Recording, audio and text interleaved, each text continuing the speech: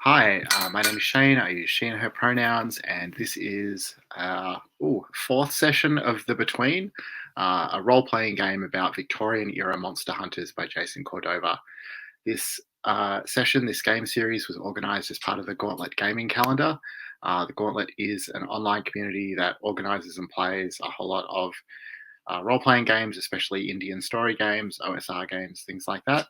If you would like to find out more or come play a game with us, we would love that. Check out gauntlet-rpg.com. The other thing that I'll say by way of introduction is that we do have a set of safety tools that we're using today that we've talked about in previous sessions. If anyone needs to just have a look at the safety tab in the Character Keeper, that's where we've listed our lines and veils and some other preferences for this game.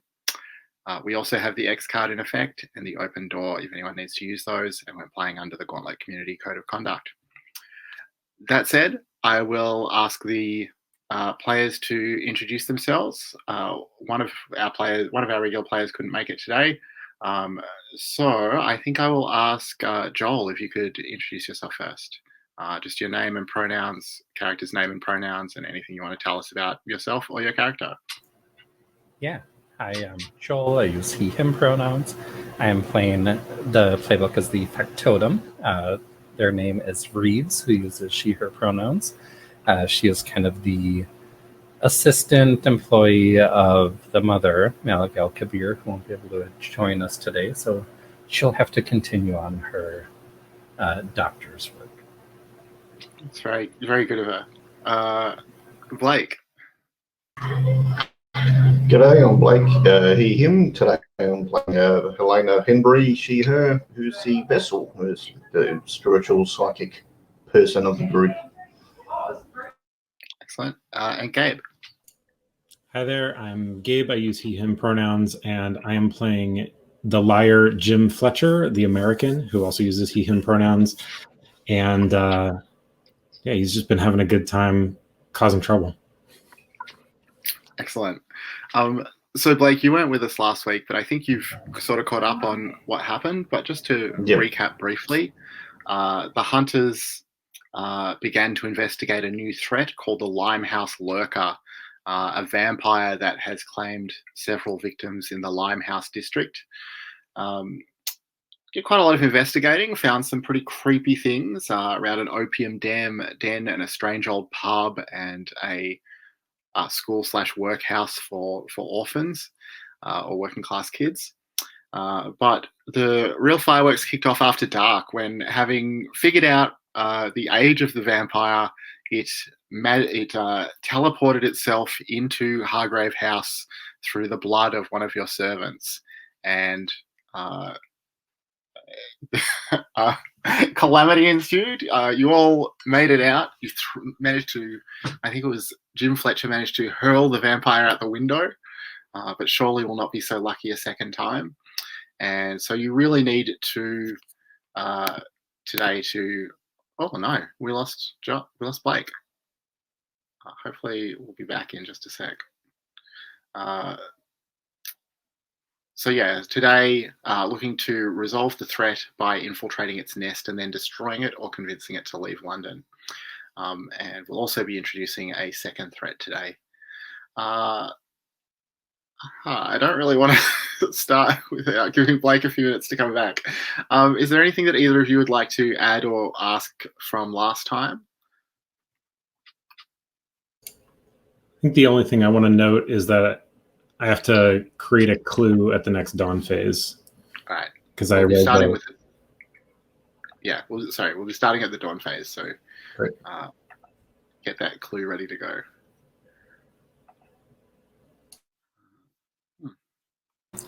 I don't necessarily have anything to add, but I do have the move also at the dawn phase. Memory is the servant, where you may tell the keeper you are claiming a memento, which can be any object from a scene in the recently concluded night phase you would have reasonably been able to acquire. Does anyone remember? I mean, it's been a while ago, so we could just say it was anything, but if anyone has cool ideas of mementos that I could have named.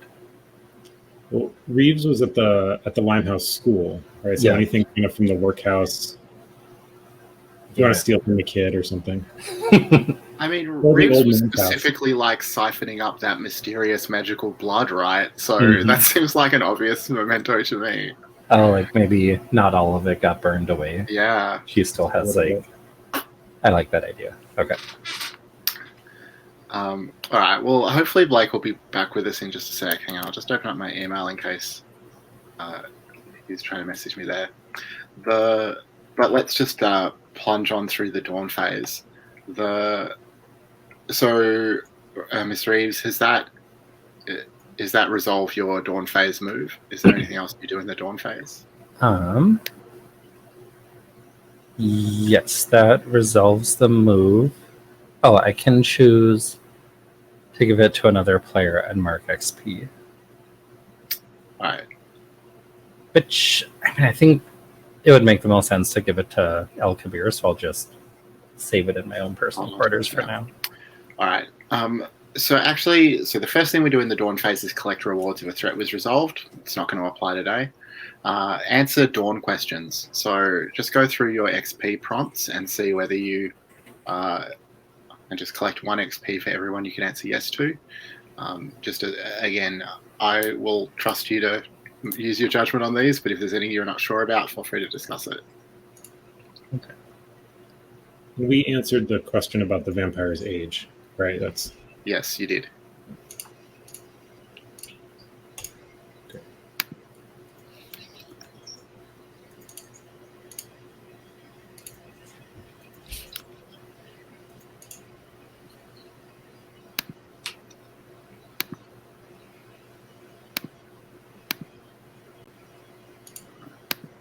Also, if anyone has the link to the dice room handy, if you could post in the chat, that would help me out. I can't quite find it right now. Thank you. Thank you both.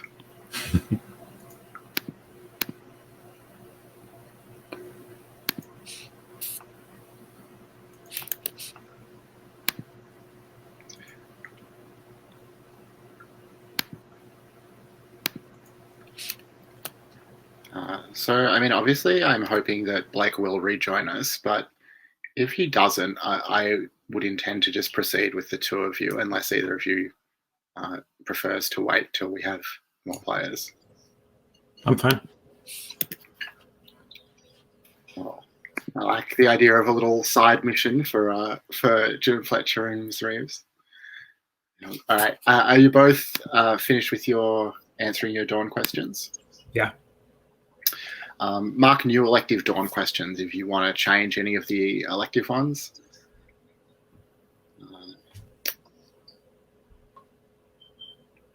And just generally, like, you know, if there's scenes that you'd like to have to satisfy a dawn question, like, feel free to tell me during the session. I'm happy to set those up or let you frame them however you want.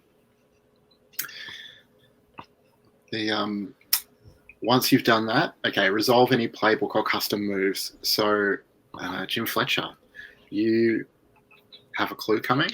Yeah, so this is from my curse, because I rolled a 12 plus. So the text is, your heightened sense of hearing and smell will help you uncover an additional clue that no other hunter would be able to detect. During the dawn phase, tell the keeper what it is. It cannot conclusively answer a question. So I'm going to say when I grappled the vampire and kind of saved Dr. Malik and kicked the vampire out of our house, I got the smell of like kind of earthy, kind of maybe decay, but like an organic decay, not a body decay. All right. Yeah, add it to the keeper. That sounds great. Right. I don't think we have any Janus Mask prompts that are still unresolved. And that's all our dusk phase moves that we need to process. All right, then we will move on to the day phase. And I will start by presenting a new threat. So I guess that Dr. El Kabir has retired after all that fuss with the vampire. Needs some some downtime. But as the two of you, enjoy your breakfast or, recover from whatever happened last night. Well, I have a question for Jim Fletcher. Question is, the Fig family sent you one of their famous Figs pigs, a meat pie with a little pig stamped on the crust. You enjoyed the first few bites before realizing it contained human meat. What gave it away? I'm going to say I find an ear. Okay. Or this part of an ear. Yes, very Blue Velvet. So this happened some time ago. You found the ear. You called Scotland Yard. Mr. Fig was arrested. However, his wife and 2 sons managed to escape capture. Mr. Fig is being held now at Bethlehem Royal Hospital.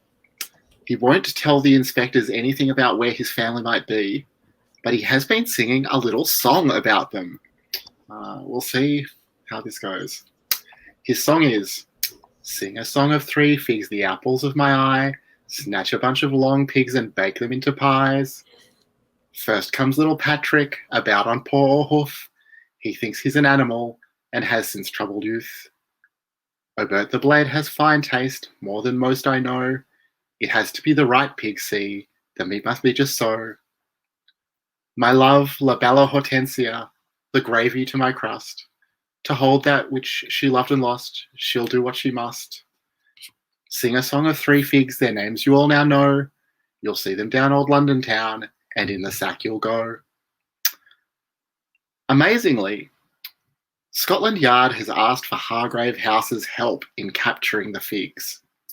They want to keep the investigation of the Figs pie shop in Shoreditch fairly quiet, without official police presence, so as not to set off a pie hysteria throughout the city, obviously.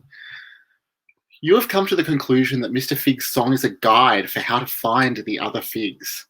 It has helped you form some questions, the answers to which will lead to their capture. Your questions and opportunities for this mystery, I'll copy these over to the keeper in just a sec. There are 3 questions. All of them have a complexity of 2. The first is, what kind of animal does Patrick Fig think he is? Complexity 2. And the opportunity is, lure the animal out in the open and then capture or destroy him. Second question, what type of victim does Obert Fig prefer? With the opportunity, lure Obert Fig to you and then capture or destroy him. And the third question is, what did La Hortensia Fig lose that she's trying to recapture or remember? With the opportunity, find La Hortensia and then capture or destroy her. There's no particular priority or order to those questions. You can do them whichever way you want, but all 3 loose figs must be captured or destroyed for this threat to be considered resolved. The other thing I should tell you about this threat is the mask that you have the option to use during this threat is the mask of the pig. Each hunter narrates a dream about the pagan swine god Moch.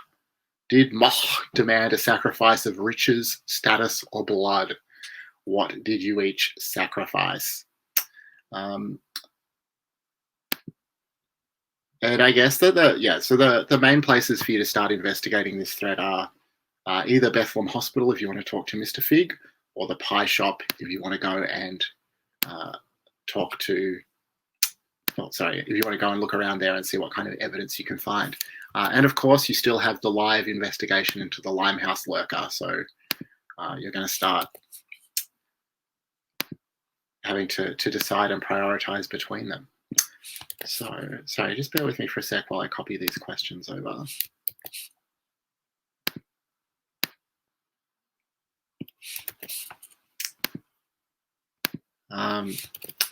But yeah, what sort of discussion do the two of you have this morning as you find the two, yourselves alone at Hargrave House, faced with these various threats?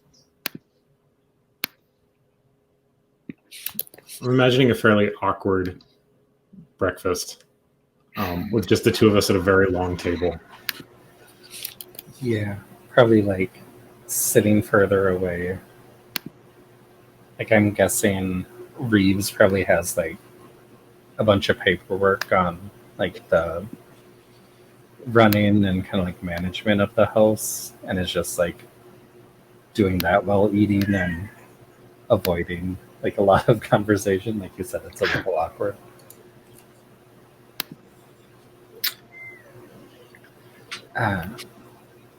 Should probably ask like, well, what was what's the plan for this morning? I mean, we still have this vampire that we now know can attack us, and the police are asking them for our help with the Figs Pig situation. Yeah, this is seems like a lot of work for just two of us. As I don't think any of our companions seem to be joining us right now. I have a mind to finish off this vampire though. If it can enter the house and tear apart someone like Gloria, we can't let that stick around. Mm-hmm. I would have to agree with you, and I'm sure Dr. El Kabir will be along momentarily. He's just a little under the weather, but all of the difficult examining and science that he's been having to do lately, it takes its toll on him. Well, and being wrangled by that vampire probably didn't help much either. Yes, I suppose that too.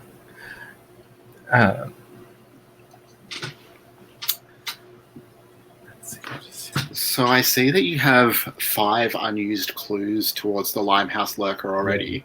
That's enough if you want to try answering the question now. If you can incorporate them all, that'll get you up to a 2d6 plus 1. Not a bad number. Do you want to do some more investigating first, or are you ready to lay out your theory? Just to clarify, we can answer the question whenever, but we have to resolve the threat at night. That's right. Okay. Let's see. It's resolved. If it is old, where's the vampire's nest?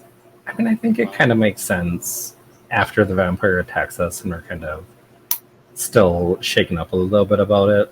Like probably once breakfast is done, we clear the plates and maybe start laying out like the clues. Maybe there's a map of London that we're trying to pinpoint like where the vampire might be. Yeah, let's see what we can do with it. See if we like an idea. Because we've got the reservoir of blood, mm-hmm. the swarm of bats near the pub, some sort of passageway unreachable by the sun, made unreachable by the sun, a mural of strange suns, and then this earthy, decaying smell on the vampire himself. Yeah.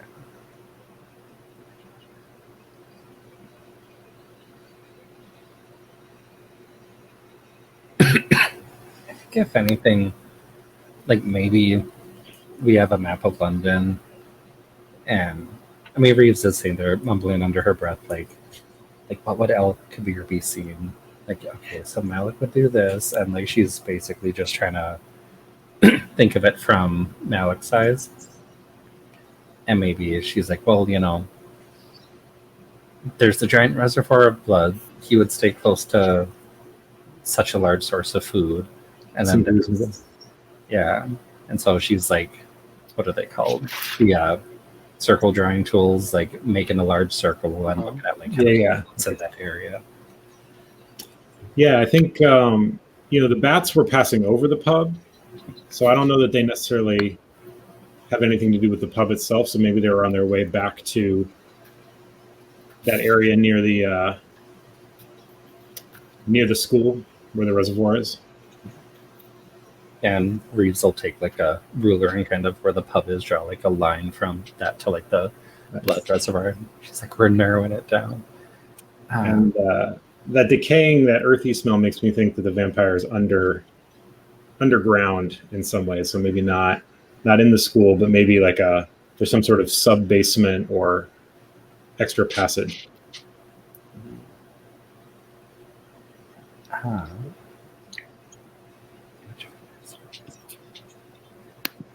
And then if anything, maybe we'll say there was like a underground bunker or like, underground building that had like new construction over it, so it was made unblockable nearby. Like there's like with like the line in the circle, we kind of see like there's a building and then realize like, well, wait, no, there's like something else built there now. I'm like, that must have been, that's the passage. Like, hopefully, if everything goes right, like circles it with a red circle and kind of does a little X there.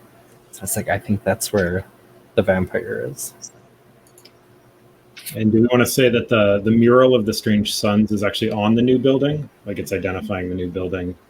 Oh, yeah. The mural was painted as part of like kind of erecting this new building. Mm-hmm. Yeah, it's something like, I don't know, the Happy Time Tea Place or something. It's their like business mural. Okay. So we're saying it's near the reservoir of blood. That's kind of the base of operations. The swarm of bats was kind of leading back to the reservoir. Mm-hmm. The passage is unreachable because of the new building that has a sun on it. So the sun mural is what made it unreachable. Yeah.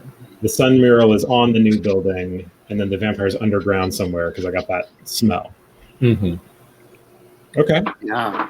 Beneath the Happy Time Tea Place sounds like a perfect spot for a vampire's lair. Right next to the school. Right next to the school. And the blood reservoir. Perfect. Amazing. What more could an ancient vampire want? So I think that has you at +1. Is that right? Yeah. Yes. Who would like to roll the dice? I can Do you want to go for it? Yeah. Let's see. 9. 9. So on a 7 to 9, the answer is correct and an opportunity can be pursued, but the keeper will add an unwelcome complication and or pursuing the opportunity will be more dangerous. If you want, you can both use a mask to bump that up to an outright success. What do you think? I'm kind of okay with a little bit of danger. Yeah, that works. All right. So I'm inclined to think that you spent your morning, putting this theory together, drawing on the map, rejecting some bad ideas before you struck on the real gold. But the afternoon, stretches ahead of you before the night phase. If you want, I'm happy to just cut it here and go straight to dusk. But if either of you wants to, trigger a vulnerable move, get in a scene that will push one of your dawn questions or anything else, you have some time to do that.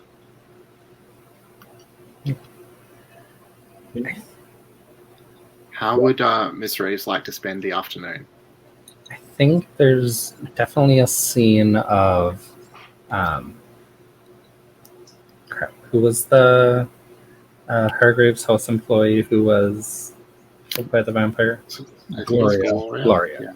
Yeah. One of the maids was kind of housekeeper. I think there's a scene of Miss Reeves kind of at the mortuary, kind of like handling like payment and services and stuff like that, and taking on kind of the more administrative work of putting Gloria to rest. Is Miss Reeves going to try and steal a body part for the doctor? Or is it too close to home for that? Oh God, I didn't even think of that, but she wants that employer of the month. She's got to. And I think it is one of those, like, Miss Reeves goes there, like, purest of intentions, like, works on the stuff, finishes the thing. And then maybe there's, like, a swinging door of, like, the mortician leaves a body that he's working on, and it's on the slab there. And Miss Reeves just kind of looks at it and is like, Okay, so not Gloria herself, but perhaps some other poor unfortunate. Yeah.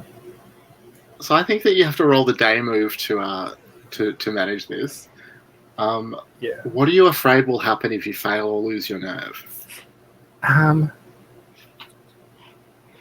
Reeves is afraid that she'll get caught and they'll find out what Alkabir's doing.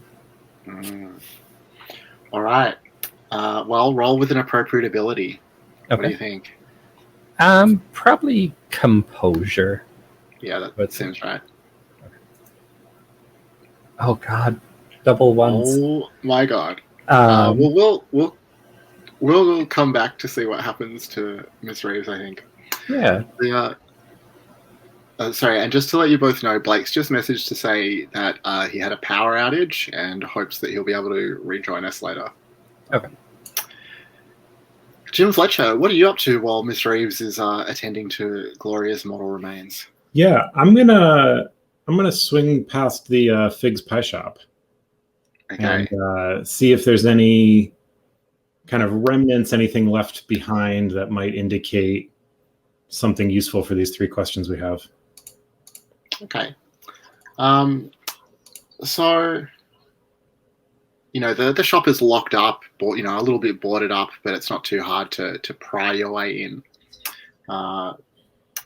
There are bundle. What do we got? Smell of grease and burnt flour.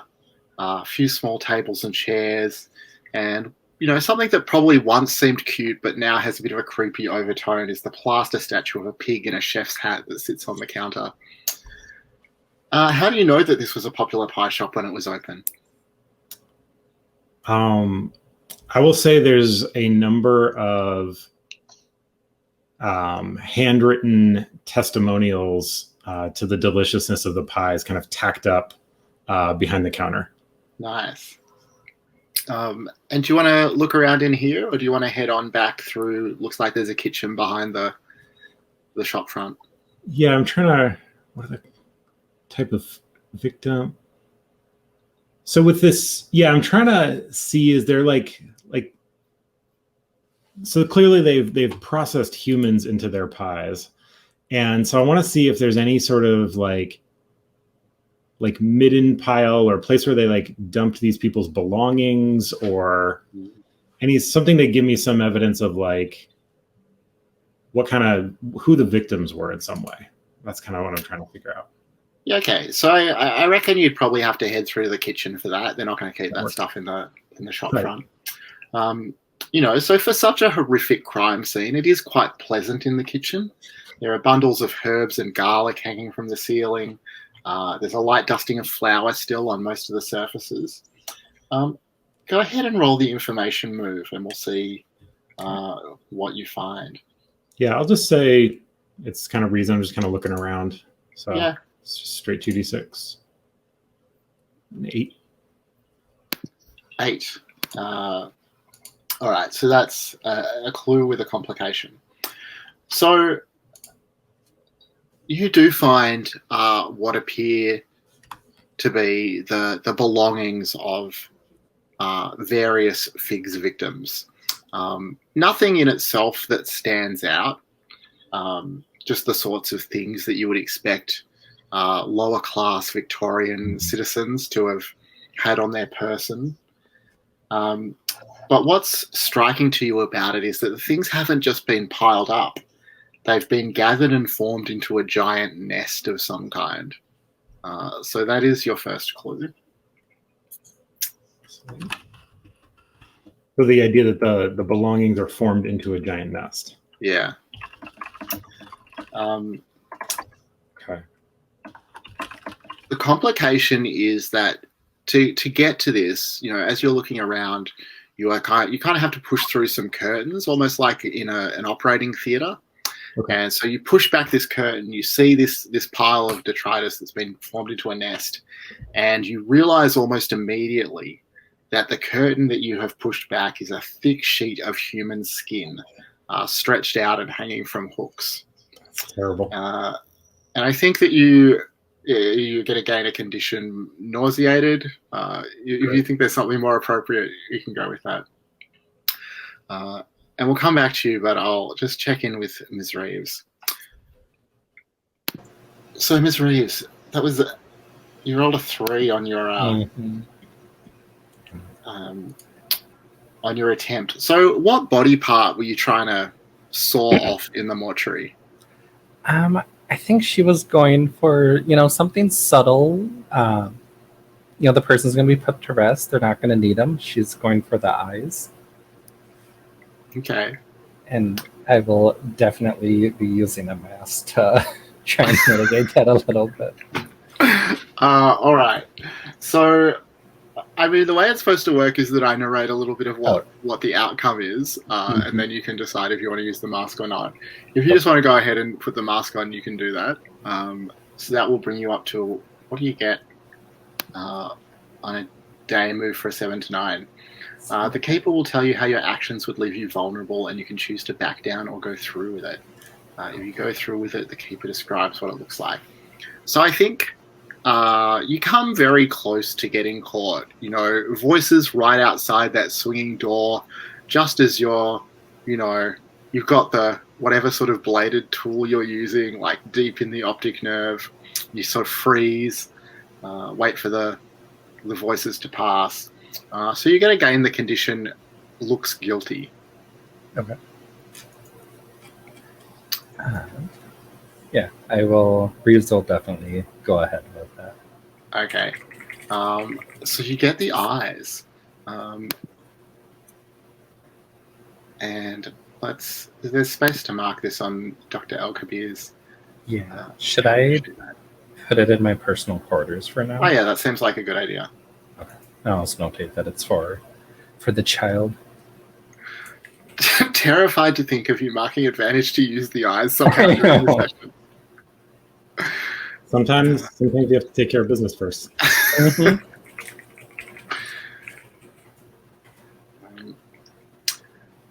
All right. So, Jim Fletcher, what do you do after realizing that you've grabbed some human skin? Yeah, I'm gonna go see if I can wash up in the sink real quick after digging through the pile again. But I'm gonna push on a little bit and see if there's anything kind of out back.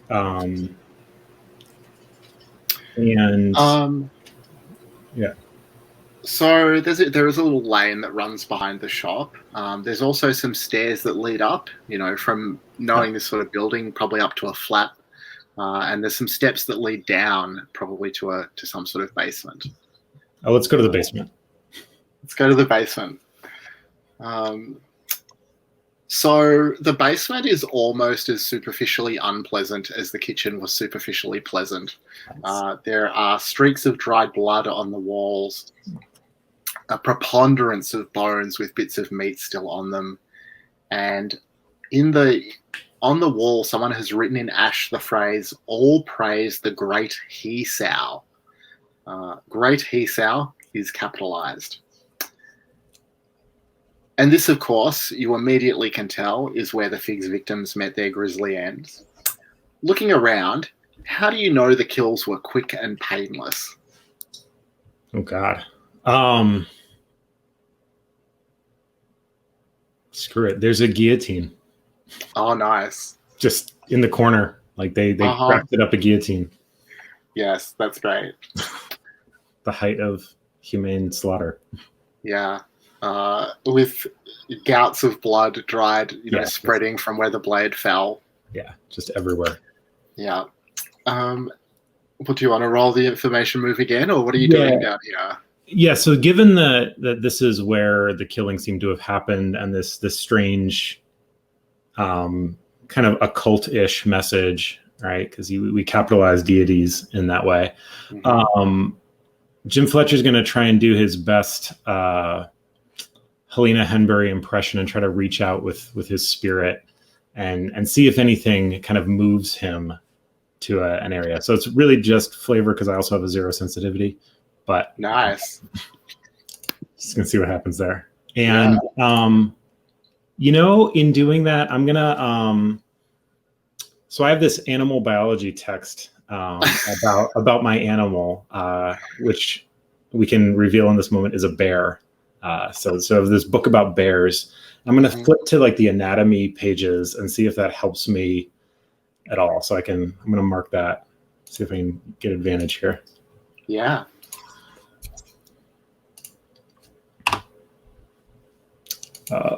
Still an 8. All right.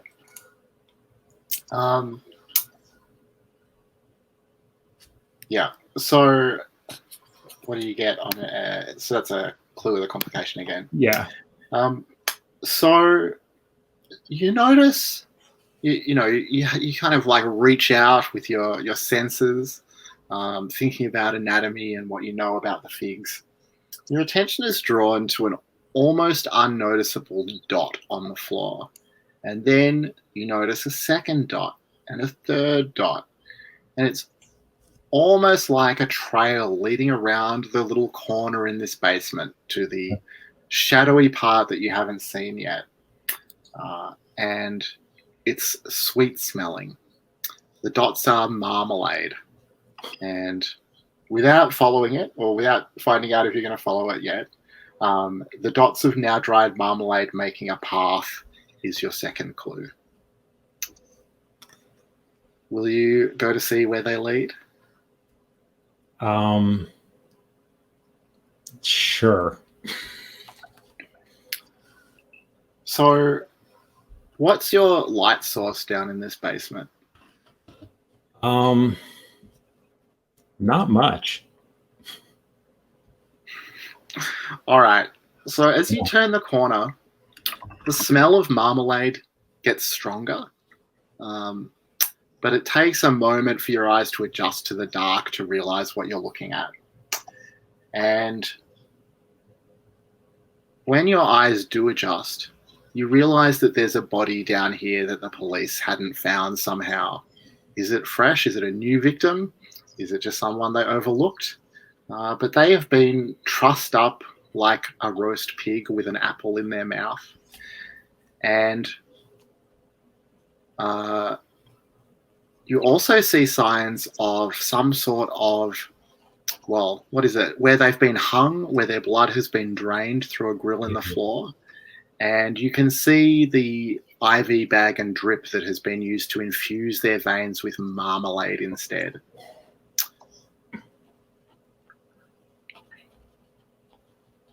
Is that a clue or is that just more flavor? That's your complication. Okay. I'm gonna get out of here until I can have some backup. Mm-hmm. So I'm gonna make my way back to Hargrave House because I'm a little rattled. All right. So when you go to walk up the stairs towards the shop front, there is a figure standing at the top of the stairs. Looks like a young man. You can't make out his features because the light is behind him. He doesn't say anything. And we'll come back to you, but I just want to check what Ms. Reeves is up to. So you made it out of the funeral home with the eyeballs? Yeah. I think probably stop enough at Hargrave House to make sure they're like properly stored. And then if anything, you should probably head over to like if Jim Fletcher had said where he was going, like start making her way that way. Would Jim Fletcher have left any word? Or would he have kept it mysterious? I think it just said gone out. Okay. It's the whole note.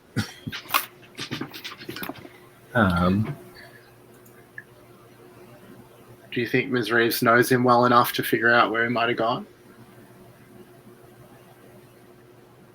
I'll say probably not. And head to the hospital to visit the dad. That's been kidnapped, or that's been taken into custody. Sure. So you find the hospital is surprisingly clean. There's lots of nurses and doctors dashing to and fro. occasionally you hear some wailing and chattering from somewhere deeper in the hospital, but mostly it's okay. In your estimation, are the patients treated well or poorly here? I think relatively well for, the standing of the hospital. And why do you think this? What do you Um, see or what do you observe? I think it's a public hospital that, kind of uses some of its space for um, like the criminally insane or stuff like that, but people are still, bandages are clean. People have relative privacy, like either, two to a room, through to a room, and there's curtains drawn on it. And maybe in previous, missions and stuff like that, Miss Reeves has been to kind of hospitals that are struggling a bit more, where people are just kind of all thrown into a room together, and dirty bandages, stuff like that. Nice. And what do you do when you get to the hospital? Do you want to talk to the staff? Do you want to go to Mr. Fig's room? She'll talk to the staff first and kind of realize, if you want to get answers, you don't go to like the top of the food chain or anything. You go to the help. And so Miss Reeves is kind of going to look for the people who, the people like her at the hospital who kind of like work on the sidelines and administrate stuff. Sure. Try and get information from them. Yeah. Well, go ahead and roll the information moves, and Okay. Regardless of the outcome, I'll give you a little, I'll tell you a little about what they can tell you. Okay, cool. I guess with presence. Yeah. Unfortunately, that is a 0. 7. It's not bad. Right. So some of the more like gossipy nurses will tell you that they find Mr. Fig pretty creepy, and they also tell you that his treating physician, Dr. Walters, clearly sees Mr. Fig's case as a career-making opportunity if he can crack the great psychosis, figure out what's really going on.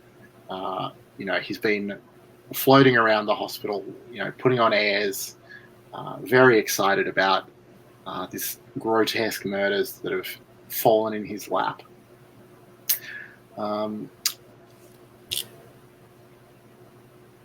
What will you find? What can they tell you that's a clue? They tell you that Mr. Fig doesn't talk. Nobody's heard him say a word about anything except to sing that horrible song over and over again. But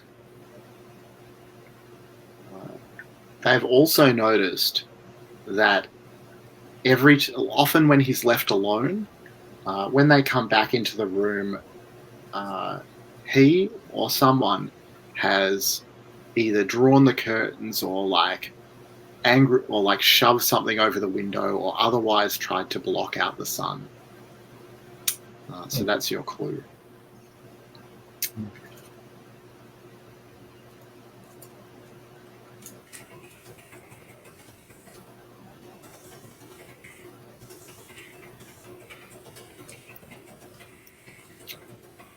I think the complication is that as you ask these things, you notice a gentleman in a spotless tweed coat and a tidy mustache, smoking a pipe, who is standing not far behind you, obviously listening to what you're saying and doing,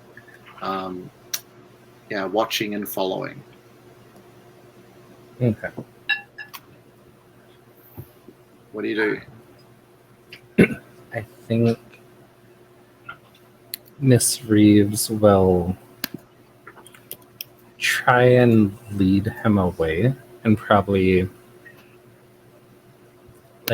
very loudly to the last nurse who, kind of had helped her and gossiped a bit with her, saying well, thank you so much for your help. I'm just gonna, run down to the cafeteria to get some food, as as grisly as those stories were, a girl's got to eat, and then like try and walk fast away and kind of like duck around a corner, and hopefully this guy will go past to the cafeteria where she can kind of like double back.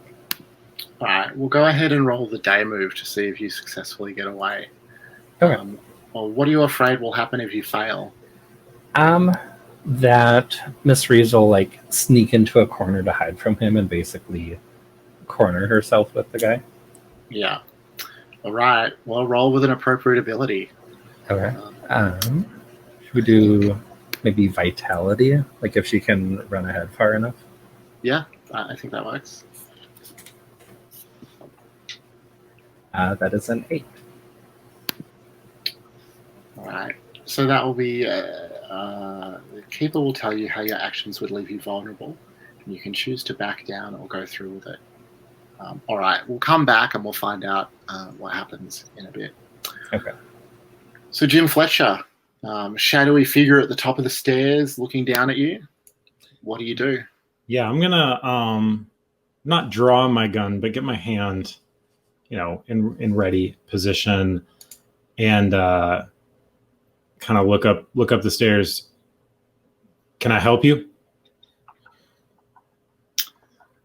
So the figure answers you in a very quiet voice, and he says, "Well, I suppose that depends.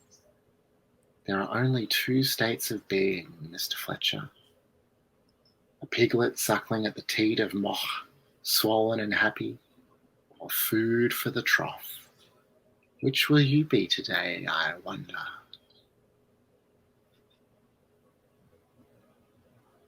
I don't think I agree with your assessment of the situation here. I think there's a third possible state of being, and I'm gonna just walk up the stairs and just use my size to brush past him. Like, don't give a fuck. Like, I don't have time for your garbage. All right. So that'll be the day move. What are you afraid will happen if you fail? I am afraid that this young man is actually much stronger, perhaps supernaturally stronger than I expect. All right. I'll roll with an appropriate ability. Surely vitality or composure. Yeah. Yeah, I don't think I have anything terribly useful. So I'm going to go with vitality here. Oh, wait, no, it's just 1. Oh, that is god awful. That's a 5. All right. So what does he do? Well, actually, maybe this is a good spot for us to take our first break. So we'll come back at 4 minutes past the hour, if that's okay with you both. Great. All right, great. And we'll see what happens to each of you. All right. Are you both ready to continue? Yep. All right. So let's see.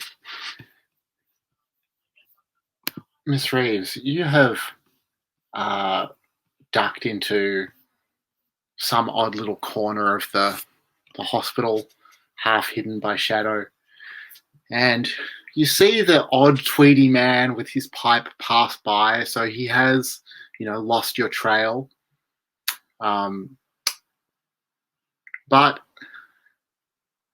maybe because you were so intent on watching what he was doing, you only just noticed that your ankle has become exposed, and there is a cat gently chewing on your exposed flesh, lapping at the blood. What do you do? Kind of, a little paranoid moment of like, we know there's a vampire out there, and maybe Miss Reeves has read a little bit too many books about like vampires taking the shapes of animals and stuff. Pushes the cat away a little bit more aggressively than she normally would. Kind of kicks a little bit and once she's sure the tweed guy has like rounded a corner, darts out of that corner to try and get away from the cat working there. All right. And then are you heading home for the night now, or heading back to Hargrave House for the evening? What's the plan? Probably heading back to Hargrave House, especially if there's someone that she thinks might be like following her there. All right. So, Jim Fletcher, when you regain consciousness after trying to push past the figure at the top of the stairs, Amazing. you realize that he's loaded you into the guillotine in the basement. Oh, yeah, putting on a mask. I thought that was a real possibility. What mask will you put on? I'm going to mark the Cosmic Passage to increase my sensitivity by 1 and reduce my reason by 2, because I am clearly unreasonable. All right. That's not one that only one hunter can mark, is it? Not that it doesn't say that. No. Okay. Cool. That's just the Gilded Door. All right. So in that case, you succeed, but it will leave you vulnerable. So you can push past him, but he's got a knife and he's going to cut you on your way past. Great. Take that. Yeah. All right. So mark the condition bleeding. Yeah, and my conditions are full, so I have to mark another mask. Okay. What mask would you like to mark? I'm going to mark the next Mask of the Past, which is a flashback to the time after you finally went west that shows you happy and free. And if we can save that till the dusk phase, that'll work. Sure. All right. So in that case, you do what you intended, or hold steady. You knock Obert easily out of the way. And maybe his knife even clatters across the floor a little. And then I assume you're leaving now, or do you want to say anything to him as you go? I think I'm rattled enough at this point that I'm just going to take off for home pretty quickly. All right. Yeah. So I think, do you want to quickly share the vulnerable move before we go into the dusk phase when you meet up back at Hargrave House? I would very much like to do that. I think that means that Jim Fletcher will have to invite Miss Reeves, because I don't think that Miss Reeves can invite the liar. Yeah. That is correct. So as I get back, looking nauseated, maybe a little bit bloodied, and just generally speaking worse for wear. Ms. Reeves, there's some strange folk in your town of London here, and I don't know how you do it on a day-to-day basis without just cutting loose, and I don't know how more people don't turn into murderers around here. Would you how do you feel about taking another round at that shooting? And I think Miss Reeves has her back to you, and she's like, you're right, there are some weird people here. I just had the strangest run-in at the hospital. It really left me shaken, and turns around and sees you. And she's like, oh my God, what happened? And she'll kind of try and do her best medical look over, but she's no Dr. El Kabir, so probably squeezes the wound a little bit too much and moves it a bit. And she's like, well, it doesn't look too bad that you can't, I don't know, practice your aim. I feel like we're going to need it if we're going to deal with this vampire. Sure. I took to it well enough the first time. I think practice would do well. She'll join me. All right. So I think this time we did rifles last time, so we'll try pistols this time. And during this, I will show but not use the pistol that I've promised never to fire, and sort of describe how it was my grandfather's pistol, and he's the one who taught me how to shoot, because my father actually didn't approve of it. And so, I keep that one. I keep that one with me, but I don't use it. Okay. Well, hopefully, you won't have to use it tonight. Why? Yeah, I got this other one in case I need to. Oh, thank God. She's like, hopefully you don't have to use it, but maybe. Good, because I mean, I don't know much about vampires aside from the books that I've read, and I think you'll be needing to use it. Why did your father not approve of you learning how to fire a gun, though? My understanding is everyone in the States uses guns. Is that not accurate? That's amazing. So I'm going to use this and say that, because I know I have the option to let you ask about my past or get a clue. I'll use this for asking about the past so that I can actually answer it. Oh, that's right. Well, my I think I mentioned a little bit that I was out west, but I actually grew up on the East Coast, outside of New York, and my father didn't think it was real civilized, and that a civilized man shouldn't have to learn to fire a gun, and he didn't want us part of all that. My grandfather had other opinions. Well, I'm glad you clearly didn't listen to your father about being civilized. It's come in handy very well. So far. So far. So each of you can clear an appropriate condition. Apparently, I just keep tipsy here. Yeah. Maybe we're drinking a little more. Yeah. Reeves is probably sharing her brandy with you, like as you shoot, she'll like take a nip, and then when you hand her the gun, she'll hand her flask over to you and shoot. Very nice. All right. So we're going to move into the dusk phase now. So first of all, we're going to resolve our dusk phase moves. So Jim Fletcher, do you want to roll the quickening? Yeah. And I'm going to try to roll with sensitivity this time with my kind of newfound engagement with the spirit world. Yeah. So see what happens here. All right. 13. Nice. Makes up for the last few rolls. So yeah, the same. So I will have advantage with vitality related things, and I will be able to uncover an additional clue. Yeah, that's great. All right. And Ms. Reeves, you also have a dusk phase move? Yeah. I have the Ghost of Hargrave House. So I find a marked item from another hunter's personal quarters, which I think you have the animal biology textbook, right? Yep. I have a handful of marked items. Ooh, yeah. Oh, yeah. I still have your ID. You still have the one. Yep. From that you took from me last time. That's right. I think Miss Reeves will find that biology textbook. Great. And all of the pictures, because you had said your animal was a bear, right? Correct.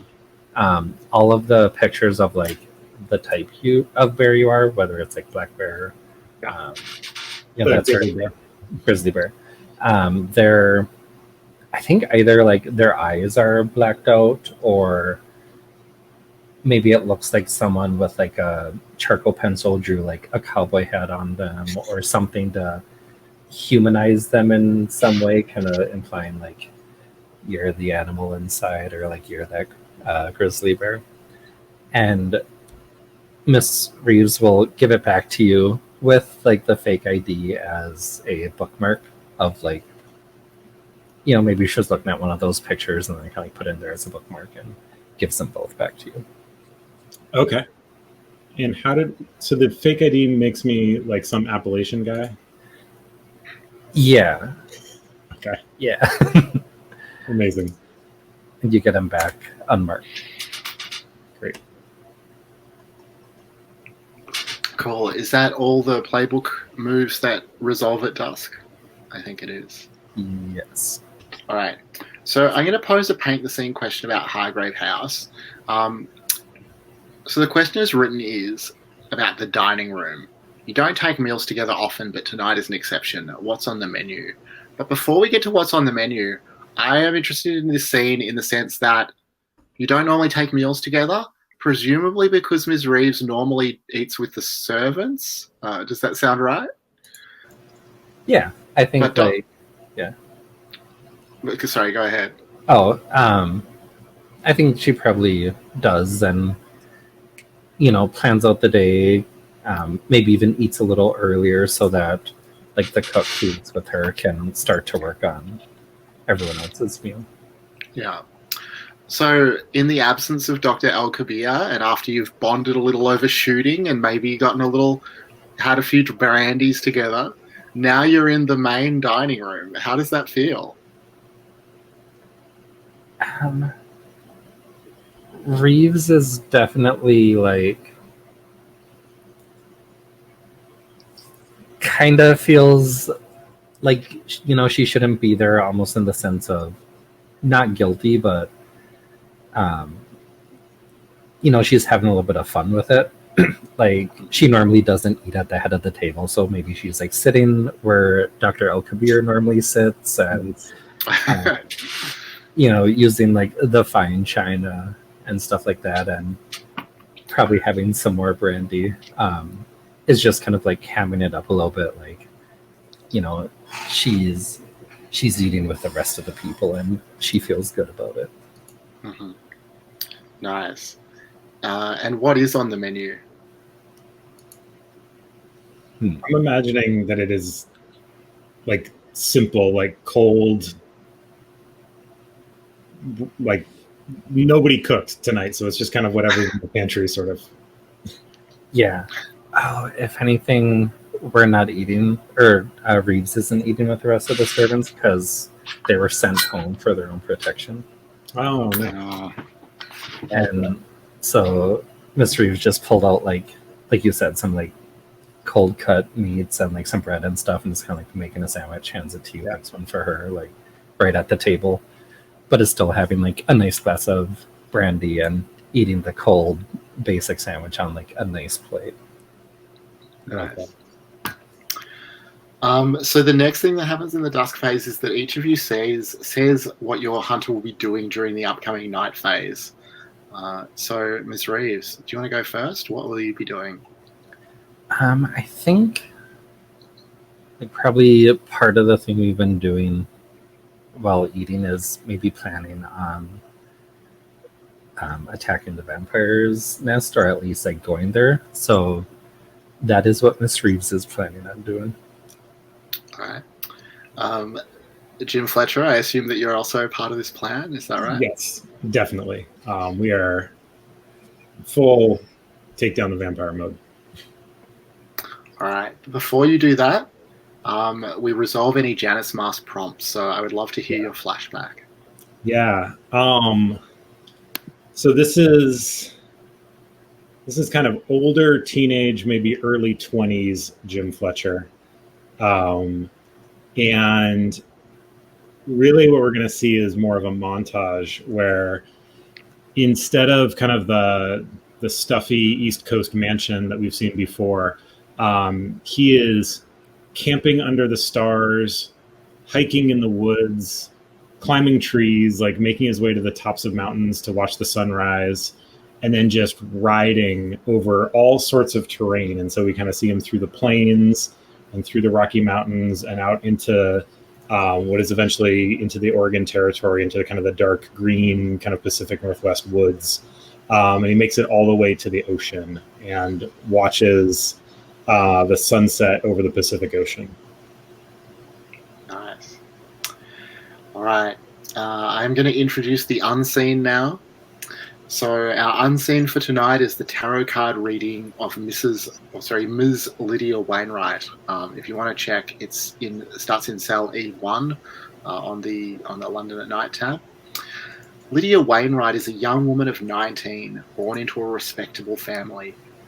Her mother has commanded her to marry Edgar Thornton, the son of a wealthy industrialist, but her heart belongs to Samuel, a poor but very handsome chimney sweep. Lydia has snuck off in the night to the home of a fortune teller, seeking guidance on the matter. And we will move into the night phase here. So, Miss Reeves, I'll get you to read the first prompt for the unseen. That's okay. Yeah. So the first one, paint the scene. Yeah, that's it. As Lydia enters the home of the fortune teller, what do we see that shows this place has real magic? So I'd like an answer for this from both of you. So, Ms. Reeves, do you want to go first? Yeah, I think there's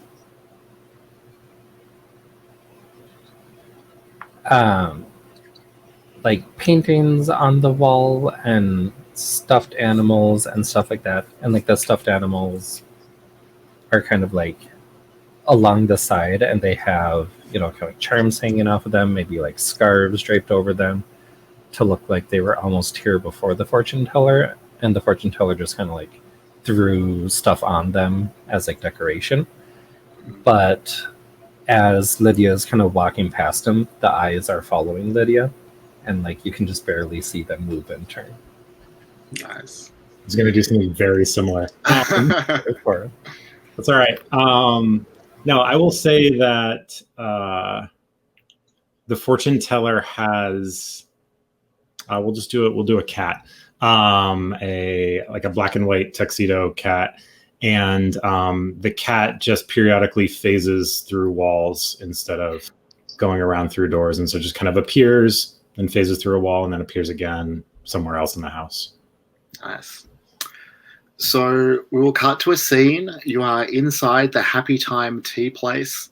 The smell of various teas hangs in the air. It's late now. You spent quite some time trying to find your way into the lair that you believe is underneath this place. But now one or the other of you has just thrown back the rug and revealed the trapdoor that leads down into whatever's below. Which of you throws it open? I'm going for it. All right. Did either of you bring a light source? If anything, maybe the reason Jim Fletcher threw the rug open is like Reeves is standing there with a lantern. I like it. No. And so you head down into the lair beneath the streets. There's a feeling of passage, not just like climbing downstairs, but like you're entering some ancient primordial space. You can smell the blood reservoir from here.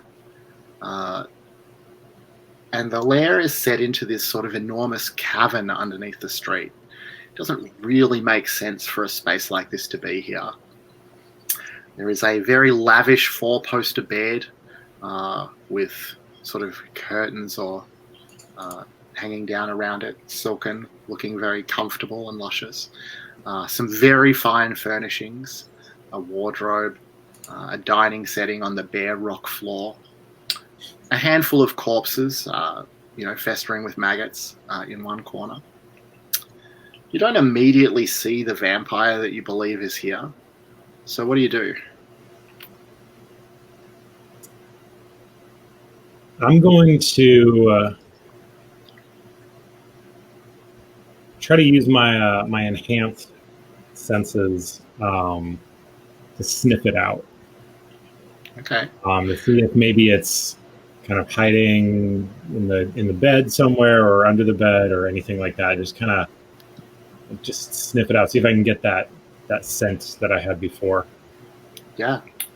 So I guess it makes sense that this is the night move. Facing something you fear. Yeah. What are you afraid will happen if you fail? Sorry, what were you going to say? No, go ahead. What am I afraid will happen? I think if I fail, I will overlook the vampire and find myself in a unfortunate position in relation to the vampire. All right. So I have to tell you now how it is worse than you fear. And I just want to remind you at this point that you rolled a 7 to 9 on your answer to this question. So I am required to make the opportunity more dangerous or introduce a complication. So it's worse than you fear because you haven't realized yet that there are 2 vampires down here. Great. You can choose to back down or go through with it.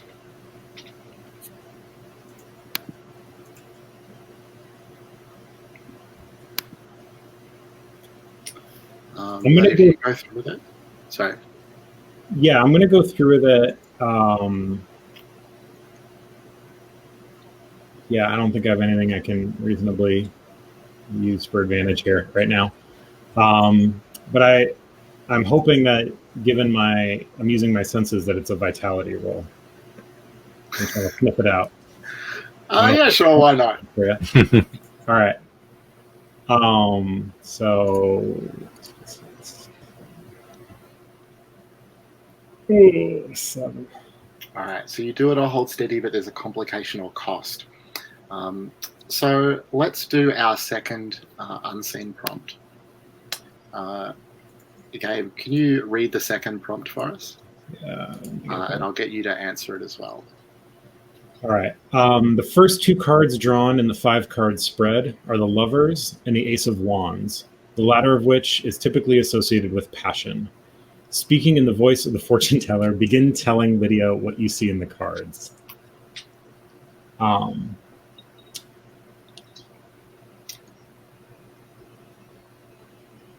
Well, now, Miss Lydia, you see, we have here the Lovers and we have the Ace of Wands, and the Lovers are quite obvious here for you and your bow. However, the Ace of Wands here means that this connection between the two of you is particularly passionate, and there's real opportunity there. Nice. So back in the vampire lair, Ms. Reeves, one of the vampires shatters the lantern that you're holding in your hand, sends the burning embers flying down into the pile of corpses where the clothes that they're wearing begin to smolder. Jim Fletcher, you realize now you have sniffed out the 2 vampires. Unfortunately, one of them is attacking Ms. Reeves. The other is behind the curtains on the 4-poster bed, hiding perhaps. Do you want to put on a mask, or are you happy with that as an outcome? I'm gonna keep it. Okay. As So then I'll ask Ms. Reeves, what do you do as this vampire sort of sets at you?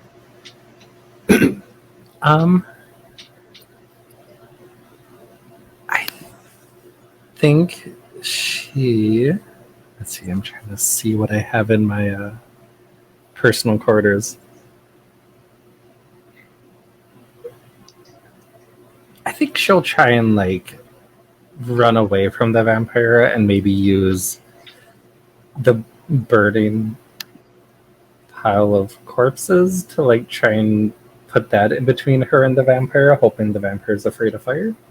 Okay, sort of leap down, get behind the fire. Yeah. So that sounds like the night move to me as well. So what are you afraid will happen if you fail? Either she won't be quick enough and the vampire will grab her, or she trips and falls into the fire. How is it worse than you fear? It's worse than you fear because the vampire doesn't need to touch you to hurt you. But go ahead and roll with an appropriate ability, unless you want to... Sorry, you have an opportunity to back down or go through with it. Let's go through with it. And I think vitality probably makes the most sense. That is an 8. All right. So I'll come back to you with the outcome, but that is, you do it, but there's a complication. Jim Fletcher, you see Ms. Reeves sort of dive off the stairs and put herself on the other side of this flaming pile of corpses. Well, it's smoldering. Let's not say flaming yet. So now there's a vampire just behind you on the stairs, and you know there's another one on the bed. What do you do? So the one behind me is the one that is sort of engaged with Reeves. Well, right? It was until Ms. Reeves dived away. Yeah. It's the one you recognize from Hargrave House last night. Oh, yeah. I am just filling it full of bullets. Yes. Unloading. Especially now that Miss Reeves is a little bit separated. Yeah. So, I mean, this is again going to be the night move. When you do something risky or face something you fear, name what you're afraid will happen if you fail. I'm afraid that I will be attacked by the vampire in the bed while I am focused on this other one. How is it worse than you fear? It's worse than you fear because your bullets won't affect the vampires. If you roll a miss. Right. But go ahead. Sorry. Do you want to back down or do you want to go through with it? Shooting my gun is with vitality, I hope. Surely composure. Like, what? What's the definition of vitality? That's okay because I can use my revolver to gain advantage without marking it because of my move. Yeah. Yeah, so that's fine. All right, so 3d6 plus 0.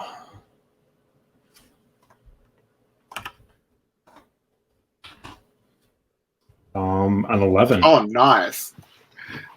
All right. So obviously that is so you're going to succeed, but we'll just resolve the next unseen prompt first.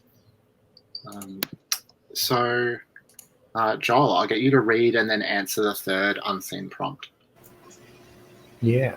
The next two cards drawn are the Five of Swords, typically associated with violence, and the Fool, which represents the beginning of a journey. Continue the fortune teller's card reading.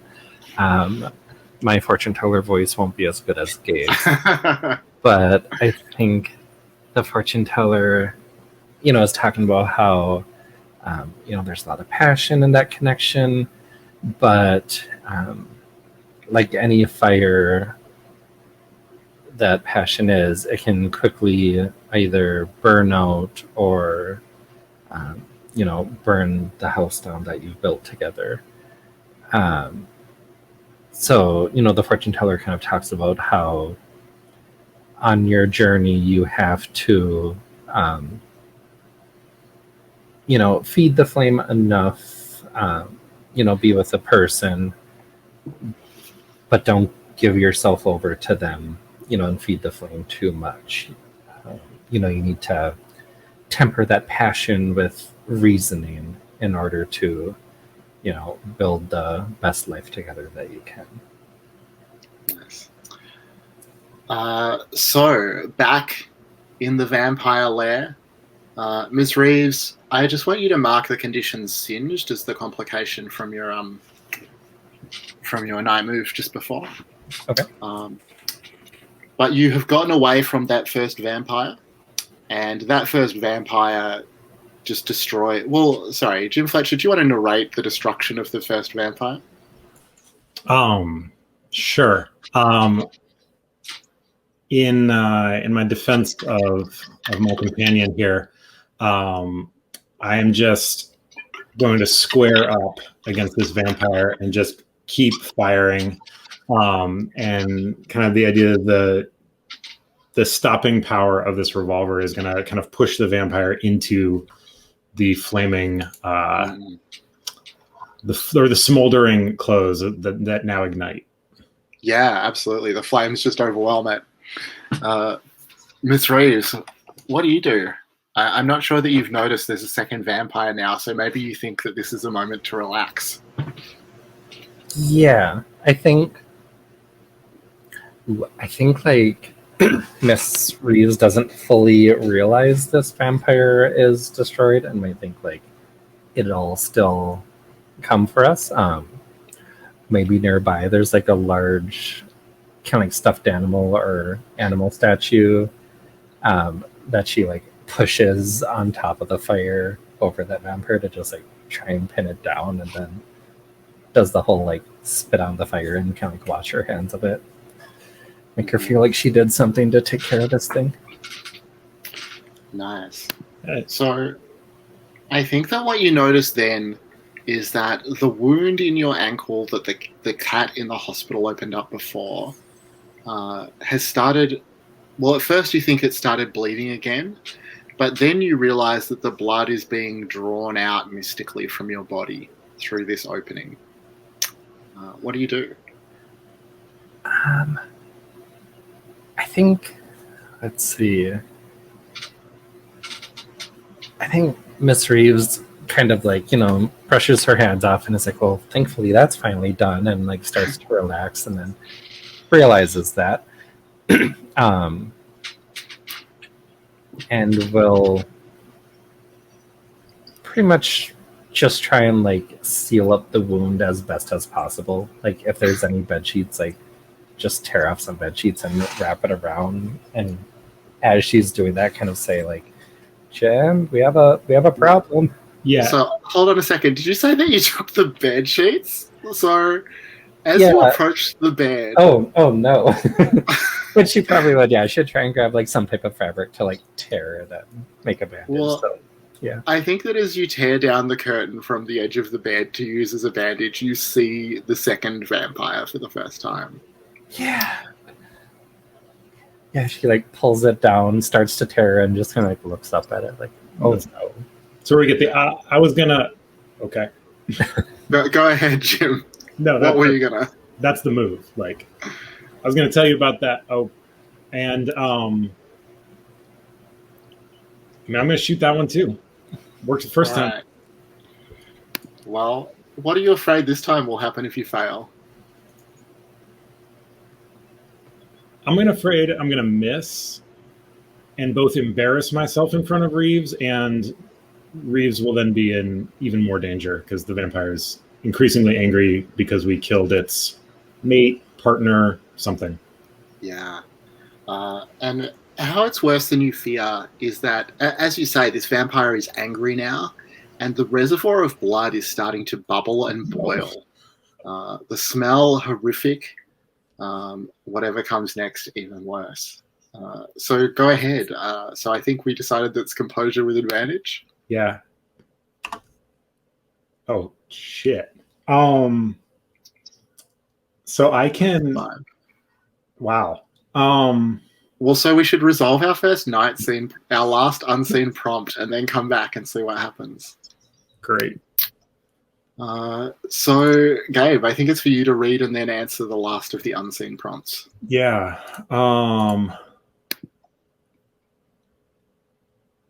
All right, where is it? The last card drawn is the devil, representing the seduction of the material world and other earthly pleasures.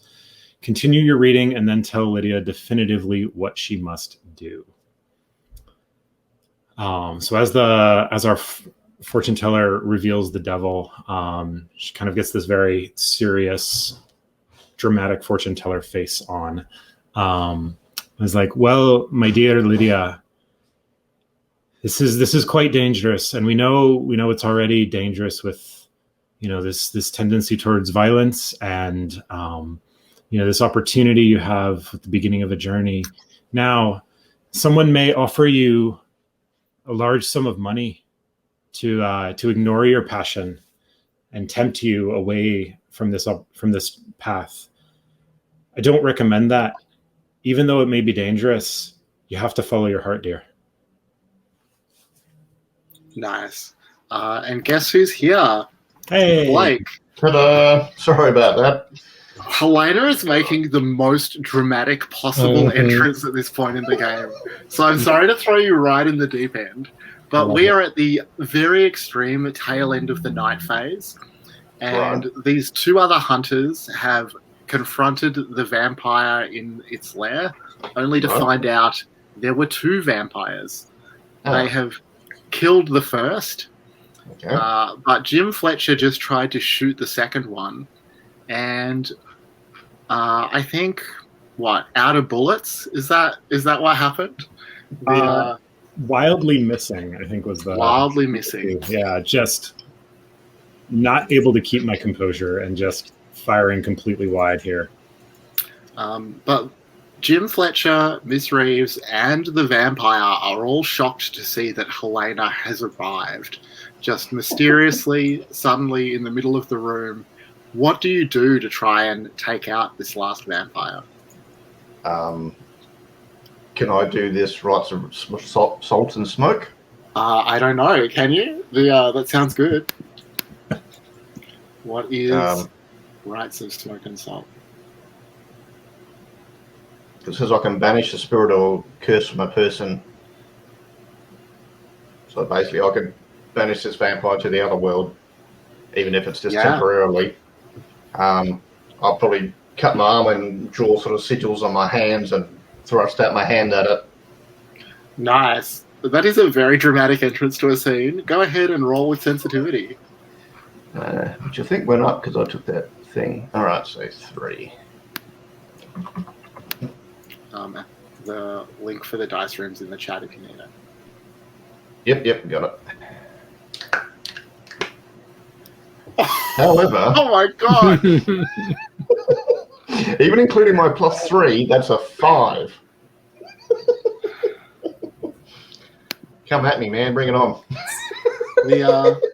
I think the vampire can't resist the smell of the blood that you just cut open in your own hand, and it sets upon you to feed. I can't use one of the masks to bump that up, can I? Yeah, you can. I mean, you can still come towards me and that. Blah, blah, blah. All right, let's go with moss-covered gate. What does the moss-covered gate do? Basically, the coven rocks up in town. Oh, yes! I love this. All right. So that means that on a 7 to 9, the magic works imperfectly. So we know your effect is to banish the vampire, but tell us what the complication is. Maybe it's for 3 years or 3 months or something. It's a lesser duration. It's not permanent.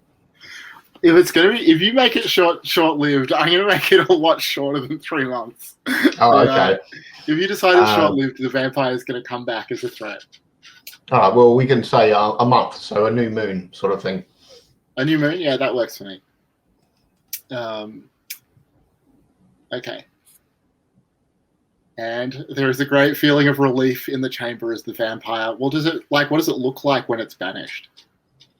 And maybe spears of light sort of pierce its flesh, and it's no, and thrashing around, and it sort of chucks its arms towards itself with swirling dark smoke, and then it disappears. So we know it fled. I didn't kill it. Mm-hmm. Nice. All right. So that's going to be the end of our night phase. So we're going to go on to a dawn phase here. And the first thing in the dawn phase is to collect...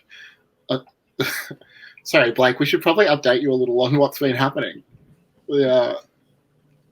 So, just to briefly recap... you were fighting vampires, apparently. That's a pretty good summary. There's also been a new threat introduced, which is Fig's Pigs. So there is a family of cannibal pie makers. And Scotland Yard has basically asked you to intervene to help track down the 3 members of the family who are still at large. And Jim Fletcher basically figured out that at least one of them is still at the pie shop that they used to run. So we have a few clues. You can see the clues that they've found in the tab for threats. But I guess that's pretty much what's happened. So for Dawn Phase, you get to collect rewards if a threat was resolved. Do we feel that the threat was resolved if the vampire is going to come back? I'm not really sure what the answer to that question is. What do people think? It's temporarily defeated. Yeah. As much as I want XP, probably not. Yeah, I don't think it is. Unfortunately. Come back angrier than ever. All right. So so let's say for now that's a no, but I might just put an asterisk beside it that I'll probably ask on the Discord or think more about how I want that to work for next time. Yeah. While I'm thinking about it, an option, because I think Blake just invoked the coven. Maybe the vampire is now part of the coven. That could be good. I'm just thinking about how it's going to interact with things because, there's rules about what happens if there are less than 3 active threats. Right. That's, it's not really an active threat if the vampire's indefinitely gone. So I just want to think about that some more. So for now, let's say no, but I'll consider like next dawn phase, you might get your rewards for that one. I just want some time to think about that. Yeah. So the next thing is answer dawn questions. So these are your XP prompts. Just again, everyone go through. If you have any that you're not sure about, let us know. Blake, you definitely will get an XP for answering a question, even though you weren't here for that part, but that's something that happened.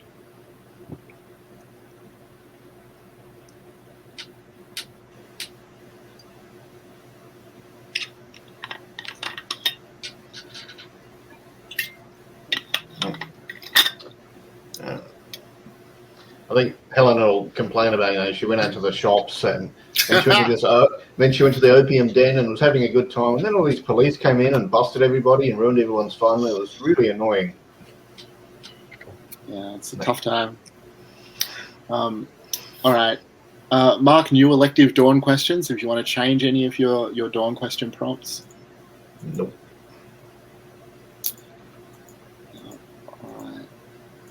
And we'll go through any playbook or custom moves that are resolved during the dawn phase. Jim Fletcher, I know that you get a clue here, right? No, that was just because you rolled a 12 plus. Yeah, that was because I got the 12 plus on the quickening. Right. Do you have any moves that resolve in the dawn phase? Well, that's the move. Okay. Is I get the clue. I'll think about it for a sec while we do. I know Reeves has one. Wait, but you only rolled an 11 this time for the quickening, right? Or am I mistaken? No, I think I got that's when I got the 13. Oh, okay, sure. Cool. All right. Ms. Reeves, what's your dawn phase move? Mine is memory is the servant. You may tell the keeper you are claiming a memento, which can be any object from a scene in the recently concluded night phase you would have reasonably been able to acquire. I think there's either like a journal or a book that was in the vampire's lair, kind of from when the vampire first came to the area, describing like the history of maybe like the history of like the supernatural or weird of early London. Nice. And Blake, do you have any moves that trigger in the dawn phase? Nope. I don't think we have any Janus Mask prompts that remain unresolved either. All right. Well, then we'll move on to the day phase. Well, actually, we'll take a break because I was unprepared to present a new threat. Sorry, Gabe, you were going to say something? I can do the clue that I get. Oh, thanks. Yeah. I will say that I find a like scrap of like very small fibers of like blue cloth that were kind of dug under my fingernails from maybe searching through some area. Cool. Yeah, that sounds good. All right, so we will take a break. We'll come back just on the hour if that's good for everyone. Great. Sweet. Okay, so I had to think about it during the break, and I think that I am going to treat that threat as resolved, and if the vampire returns, it will be a fresh threat. So that means that we'll just jump back into our dawn phase briefly, and you can pick a reward for resolving the threat.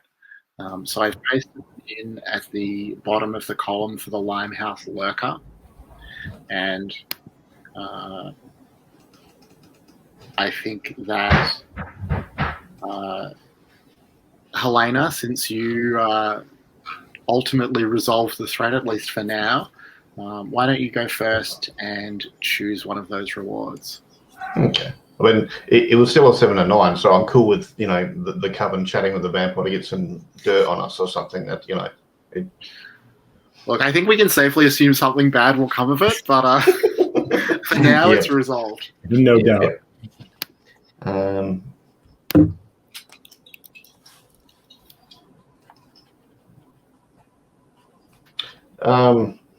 If someone wants to choose a memento from the investigation, and I'll add it to my personal quarters. All right.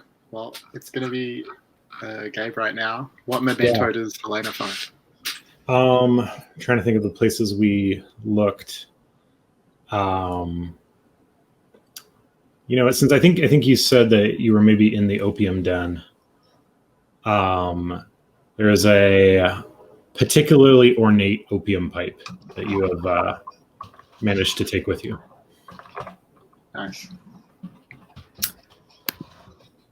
All right, and Gabe, what will Jim Fletcher gain? I will go ahead and select the Jenny Johnston becomes a recurring side character. Okay. I have absolutely no idea what East London even means, so I'm just going to rely on you to tell me when that triggers. I'll see what I can do. I take it to mean like broadly like working class parts of the city as opposed to, the Mastermind's Ball or anything like that. That seems reasonable.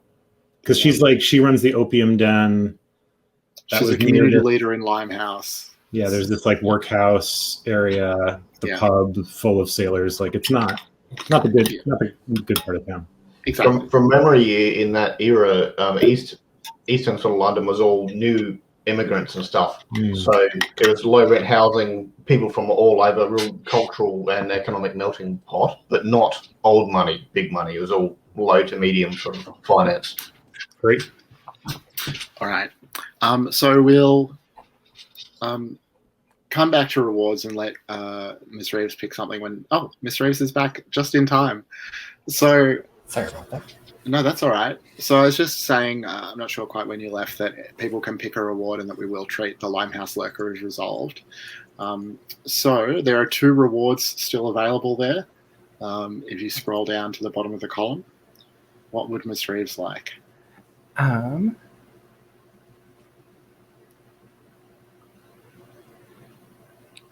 will say, let's see, what is this for?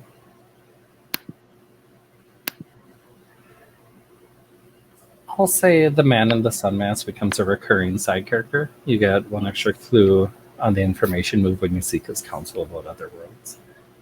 Wow. Awesome. Okay.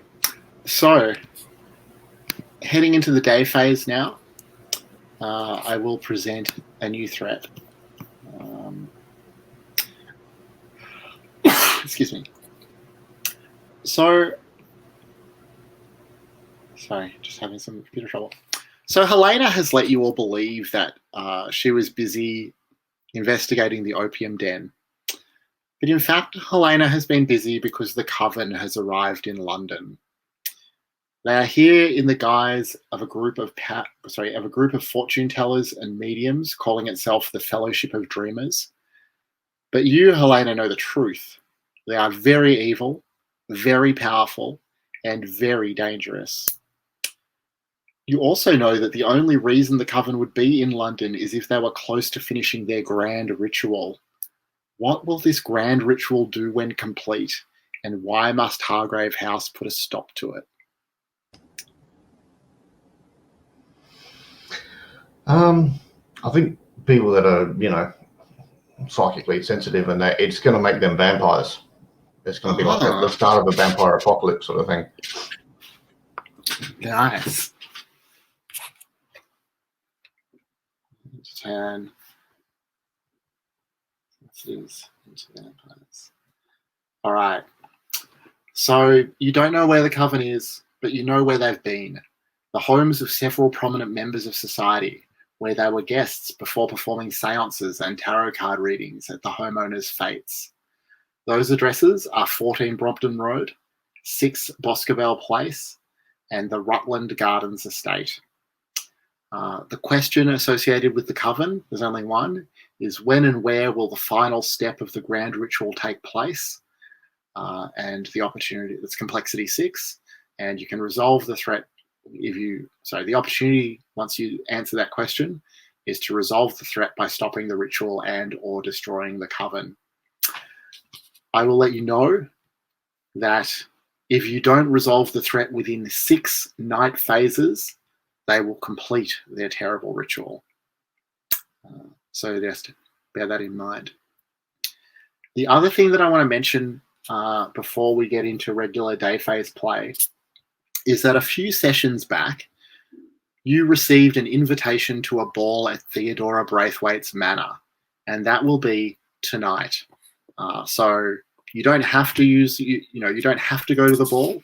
You can do something else during the night phase, but that will be happening during today's night phase. You're also welcome if you want to use some of your scenes today to try and find out more about Theodora Braithwaite, if you would like. But Helena, I'm curious. Do you tell the others about the coven? Yes. Just over breakfast? Yeah. Because they should be sitting down. It's not good news. I'll sort of ask how things got to that sad stage with the vampire, and then say, well, there might be more of that because blah, blah, blah. Nice. How do you both take that? I feel like I'm going to have to stock up on bullets.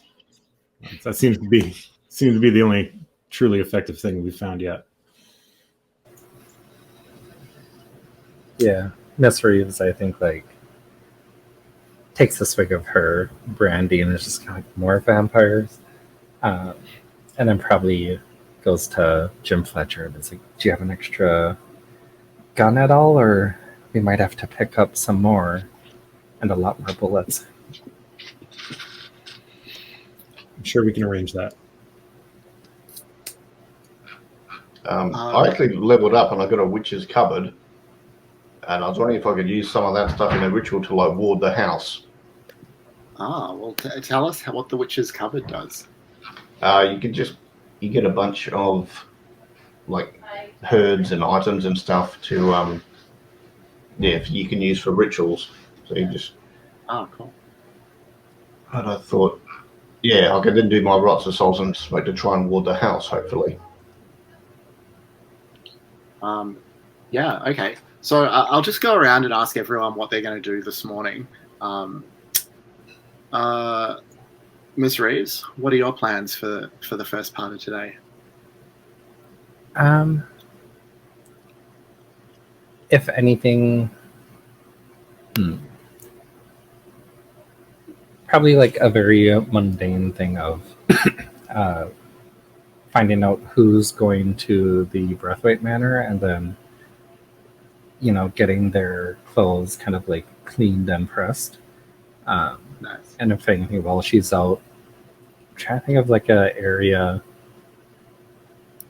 Maybe checking with the local people who would set up essentially taxi service type thing and see if any of those people have heard of or brought people to Braithwaite Manor and what kind of people that was, just to try and get an idea of what kind of people go to this place. Oh, yeah. Okay. And Jim Fletcher, what will you be doing this morning? I'm going to, maybe after Reeves is done with her errands or if Helena's open to it, see if they're willing to kind of reinvestigate some of this Figs Pigs business. Feeling a need to, since I'm the one who found the ear in the pie, I'm feeling a need to at least take care of some of this. Mm-hmm. All right. So I'm going to start by resolving Helena's rites of salt and smoke. So you're trying to bar Hargrave House to the coven in particular, is that right? Yep. All right. Well, go ahead and roll with sensitivity. And you can, if you want, you can use the items from the witch's cupboard for advantage. So I can mark one. Salt seems appropriate. Okay. So 26. Actually, I can roll a third one, can't I? Yeah. Sorry, I'll do it again. So 3. That's crap. Okay, well, 9 plus 3, 12. Nice. Do you get anything extra on a 12? You can unmark the cosmic passage if it is marked. So you have like a moment of clarity or something. Yeah. Do you want to do that? No. No, I like having huge sensitivity. But I think what it says, increase your reason, but leave your sensitivity the same. So you could then mark it again and get another +1 to sensitivity. Oh, that's broken. Wow. Well, it says ignore this result. Your sensitivity is 3, so yeah, it is 3. That's okay. fine. Yeah, no, that's cool. Yeah, as long as I can water it, so at least we're safe here because, you know, as I was explaining over breakfast, this threat is go to the top of the thing because these people don't mess around. Yeah. I mean, you probably can also tell the others that the Coven are capable of powerful hexes at a distance. So anytime you step outside Hargrave House, you know, if they think you're working with Helena, then you might be at risk from their hexcraft. Ms. Reeve, so you sort of ask around the drivers in the area what they know about Braithwaite Hall. They can tell you quite a bit. Some of them pretty close-lipped.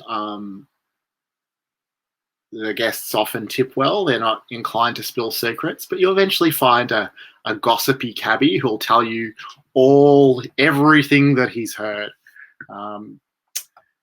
Doesn't know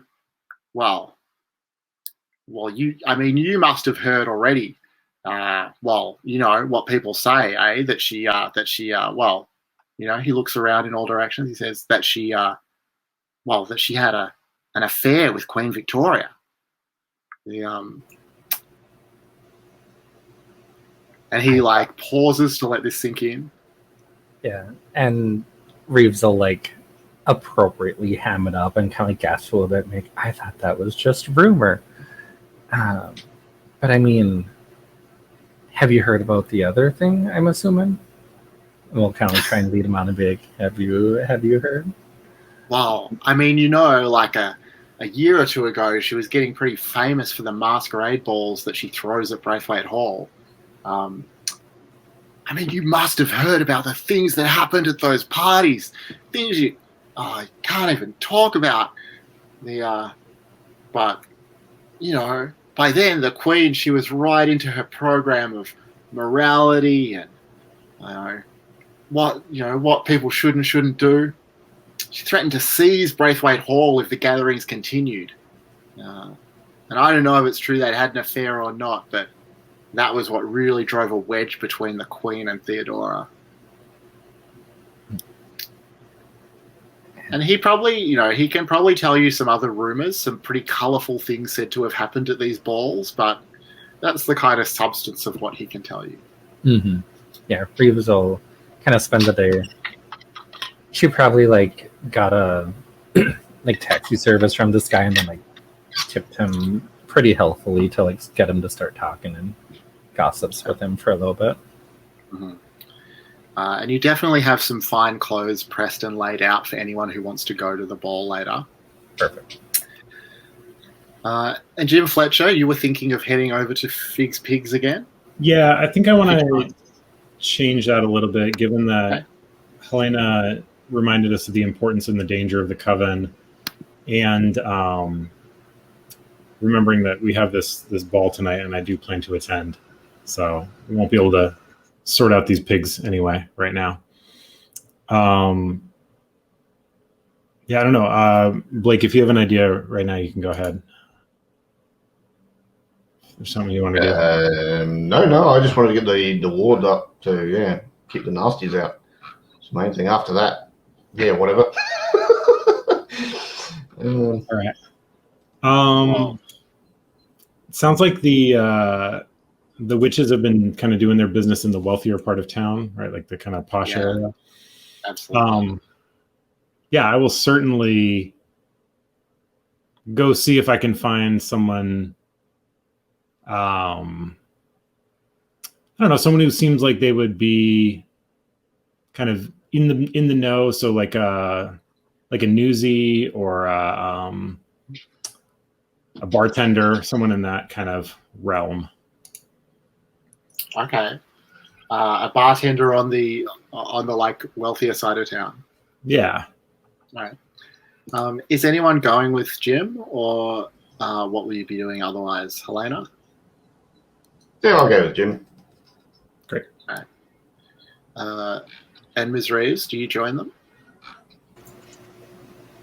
Yeah, if she is back from kind of like the taxi service, she would go with, probably after like putting the clothes in each person's room, and maybe a little note on Jim Fletcher's of like how to tie the tie the English way.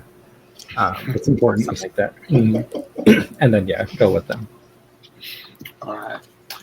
Have any of you made an effort to look suitably distinguished or dressed for the nice side of town?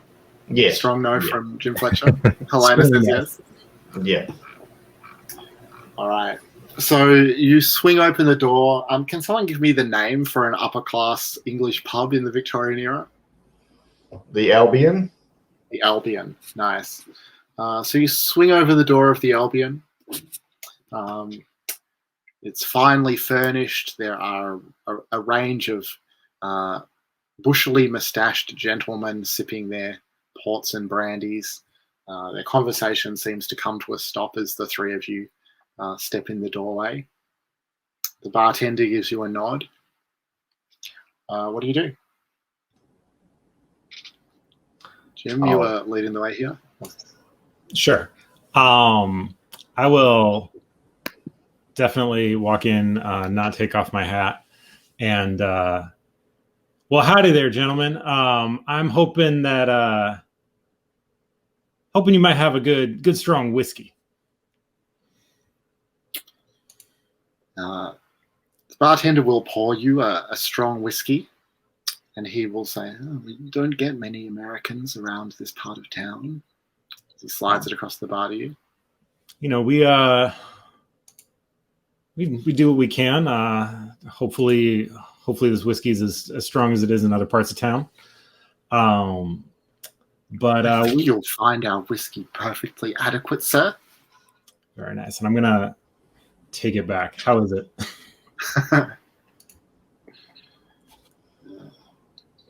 Helena, are you doing anything in particular? Yeah, I'll just smile and say, two of your finest brandies, please. Right. Miss Reeves. Wait, sorry, Helena, are the two brandies for you? No. One's for Reeves, okay. One's for me. Had a big night, I thought. All right. Miss Reeves, you're just going to sip the brandy, or what are you doing? She'll kind of like clink the brandy with Helena, and then maybe try and see if there's a table that like the help have gone to. Like, the wealthy people come to the bar and like sit at the bar and kind of hobnob, and then they're like assistants and employees and stuff. Yeah, I definitely buy that there's like a kind of almost a back room where the servants, the chauffeurs with the carriages wait. Or maybe it is outside by the carriages where you could talk to some people. All right. So, Jim, do you want to just roll the information move to see what whether the bartender can tell you anything? Yeah, so I'm gonna from starting off loud, I'm gonna actually get kind of play up the like suspicious, whispery, like let you in on a secret kind of thing with the bartender, and sort of let him know that I'm investigating, and that I'll rattle off those addresses where they were murders. Is that correct? No, there's no murders there. Oh. What was it? So, sorry, I'm just going to read from the text again. Yeah, thanks. The Covenant has attended the homes of several prominent members of society where they were guests before performing seances and tarot card readings at the homeowners' fates. Perfect. Yeah, so I will kind of name those addresses, and I've heard there's some suspicious dark activity happening. You wouldn't happen to know anything about dealings with the occult in this part of town, would you? Don't know that Mrs. Crawley would appreciate you using her address in such a context. And I will slide him the pocket watch frozen in time as like a pretty obvious bribe. All right. Why don't you roll the information move? Does this qualify for presence here? Yeah. Great.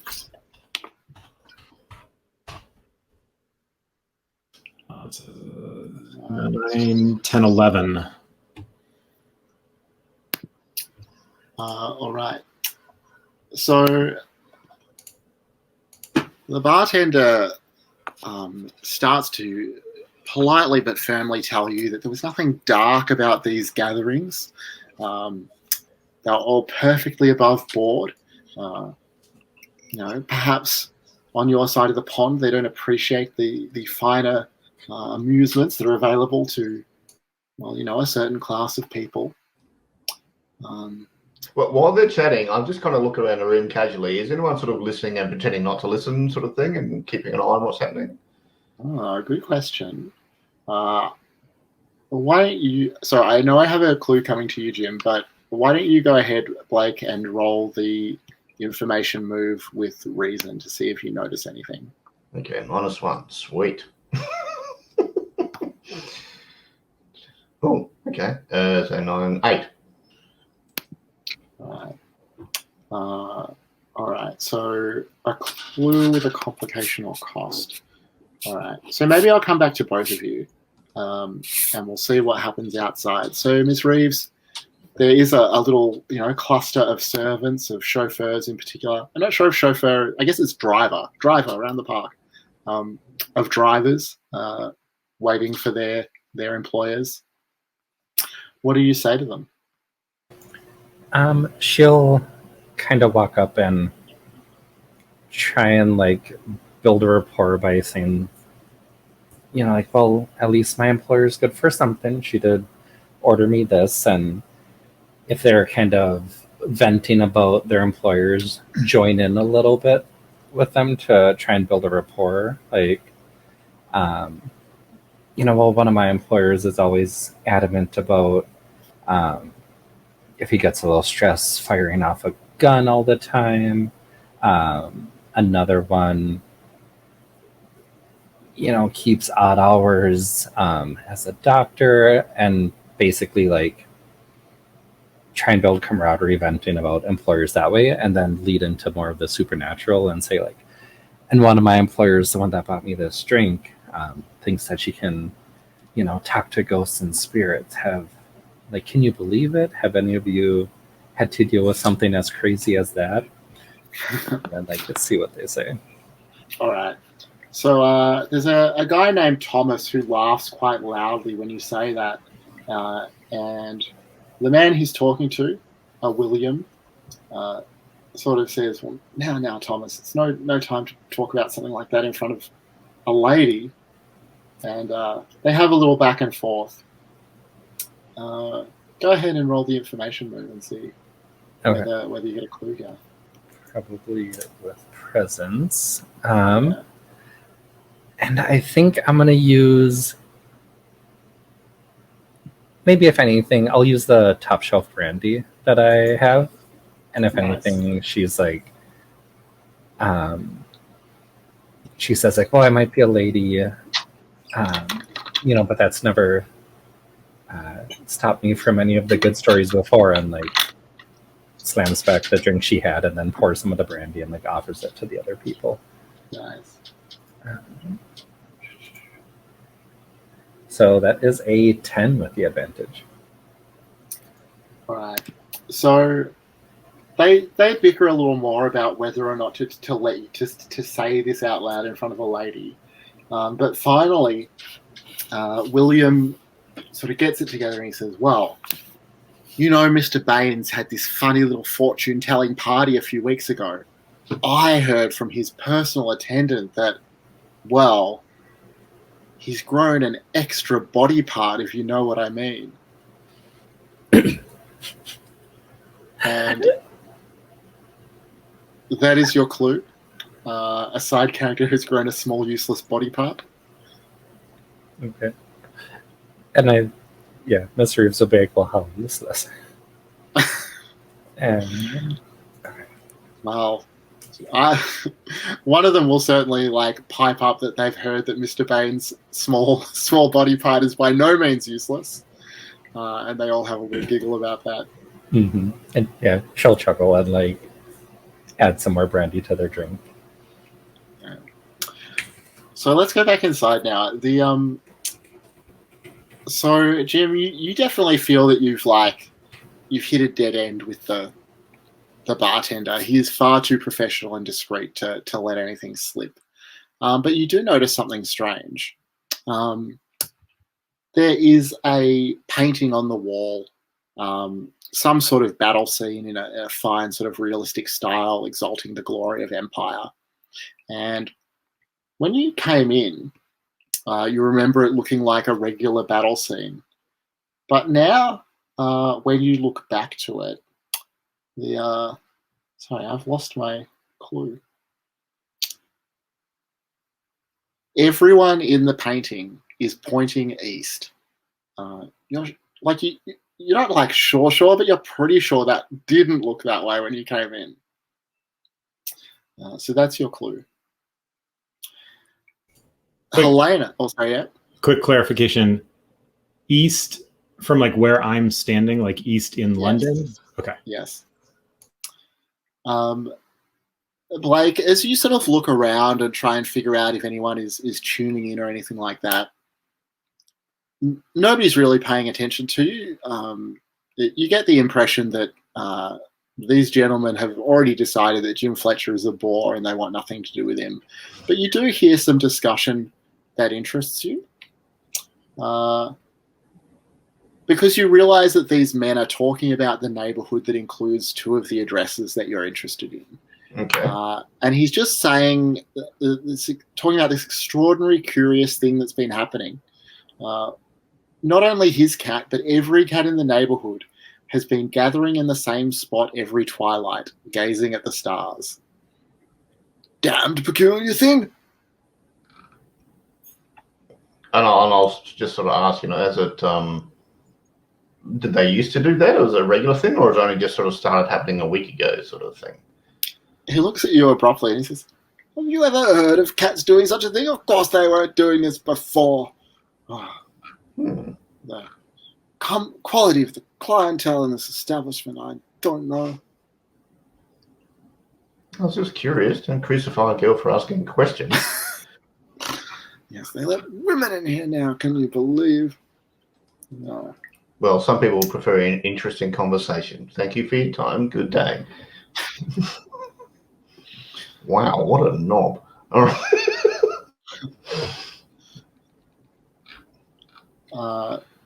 And so I expect that, do the three of you gather outside, or what happens now? Yeah. If there's a pub in that area, we'll go to that pub quickly. Yeah. So, I mean, I think this was probably the closest pub. Yeah, okay. No worries.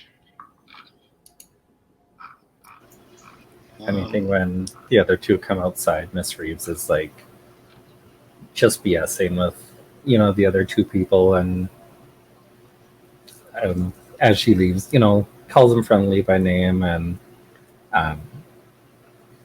gives them, like, splits the last of her flask of the good brandy between them and says, like, you guys take care of your employers, make sure they don't get into any more weird stuff. And as you leave, you've got, a few more hours before evening. Do you want to do some more investigating today, or is it time to go back and rest up for tonight? Jim Fletcher, you were keen to attend the ball. What are you thinking? Yeah, I mean, I think if we've got a little time, we could probably check out one of these addresses where talk to some of these folks, see if anything strange happened, stranger than a seance normally is. All right. Helena, would you go with Jim, or do you have other plans? No, we'll go and have a look. All right. Miss Reeves, are you going to head along as well? Yeah, I'll head along. All right, nice. So, do you have any preference between Brompton Road, Boscobel Place, and Rutland Gardens? I think the gardens. I will leave that to the folks who know London better than me. I'm going to say the gardens. All right. Great. So Rutland Gardens is a large home on a cul-de-sac. From outside, you can see the doorman in a powdered wig, and as you head up the driveway, the smell of juniper is in the air. How are you gonna, like, what do you do? What do you do or say as the doorman, asks what your business is? Well, do we know the name of the family that lives here, or? Yeah, I'm sure you do. It's the Blanchards. All right. Well, I'm going to, say, look, we're going to whatever the name of the dinner is tonight, and we're just inquiring if the Blanchards are coming as well. It'd be nice to know if there's some other locals there. I haven't been to that sort of thing before, so I'd like to, So I'm asking this as a genuine question to you, Blake, about Helena. Is Helena going to strike the doorman as someone who would be local to this area? Like, is Helena? Yeah. Okay. So yes. He says, "Oh, well, ma'am, gentlemen, sorry, sir, ma'am. I don't believe we've met before. You live locally." Yes, just over on blah blah blah street. Yeah, I'm Helena Henbury. I'm part of Hargrave House. We're going to, yes. We're going to the dinner this evening. We're running as other locals are going. Well, I'm sure Mrs. Blanchard would be very interested to make your acquaintance. She has quite a fascination with the occult and things like that. Is she available for a quick chat, or? I can make inquiries, and she'll ask each of you your names. He asks each of you your names. Do you tell him who you are? Yep. Yeah. Right. To me, we're already targets, so it's like, no. All right. So after a moment, the doorman comes back and invites you in to meet with Mrs. Blanchard. She is excessively formal with guests. What do you experience that confirms this? I think starting with Miss Reeves. What do you notice? I think, like, Miss Reeves is kind of easily identified as, like, the help, and so she's asked, you may stay out in the hallway while we confer. Like, obviously not told by the lady of the house, but, like, by one of the other people there. If you need to attend to your employees, you may do so quietly and quickly, but otherwise, please, stay out where you're not seen or heard. And there's probably, like, a chair in the hallway for Miss Reeves to sit at. Nice. Jim Fletcher, what about you?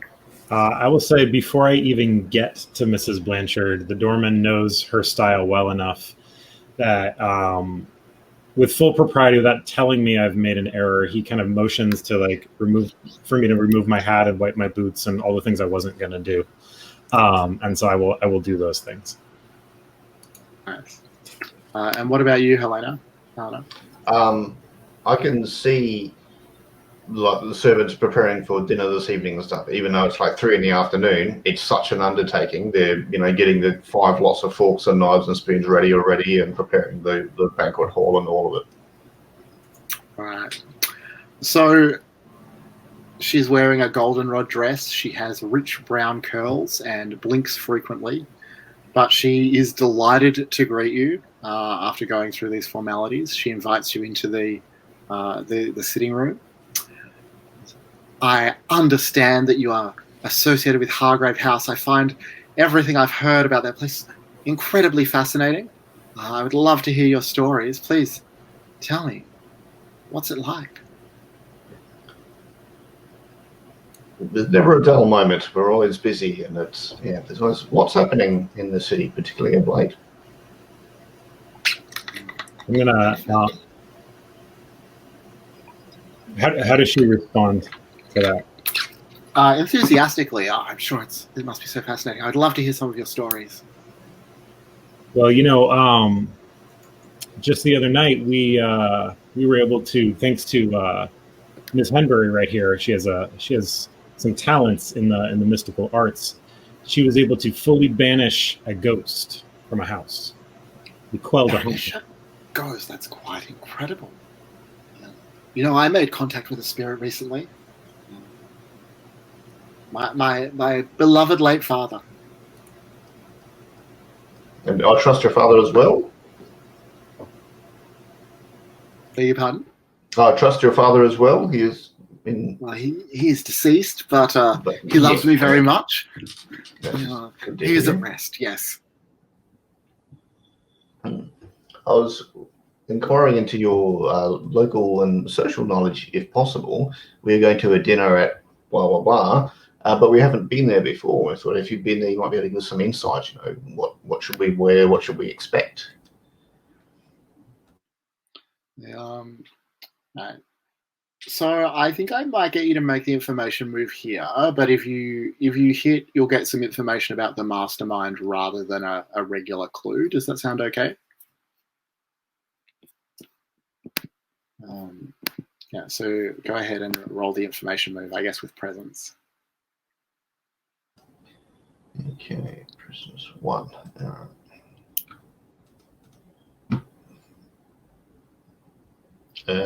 9. So something with a complication. All right. So I'll come back to you in a sec, but Ms. Reeves, you've been largely left alone in the hall out there. Do you wait demurely, or what do you do? If there's no one around, she'll wait demurely as servants pass and kind of give the smiley nods, and then once they leave, if there's probably start to wander around a little bit, pretending like she's looking for the bathroom, but walking around, looking in rooms, try and see if she can gather anything about this place. Nice. Well, yeah. Do you want to roll the information move, maybe with a reason? Yeah. Let's see. Oh, I'm a little reasonable. So that is a 3. All right. So we'll come back to you as well. Mm-hmm. Jim Fletcher, do you do anything in particular while Helena is, asking about Braithwaite Hall?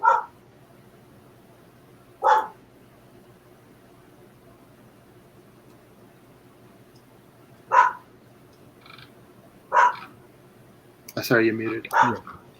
I will excuse myself and indicate that I need a toilet, and try to kind of wind my way through.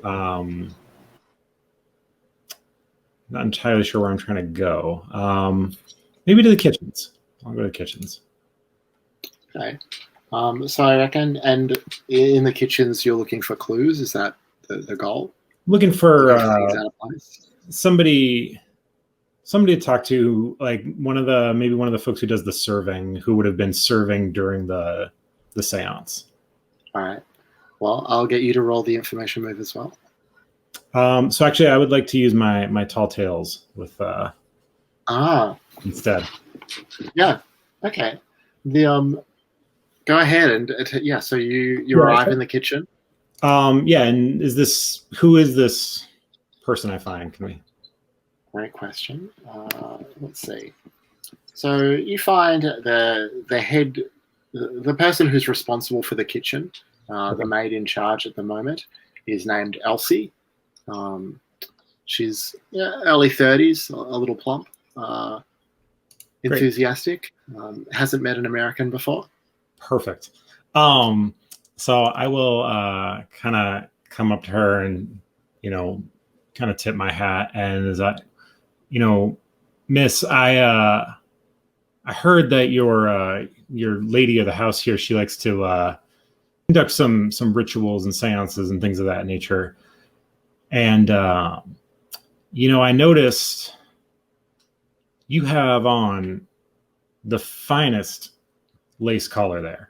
And I know that, around here, you might find things, but I will say that back where I'm from in the States, there is a lace maker so fine that the French import his lace.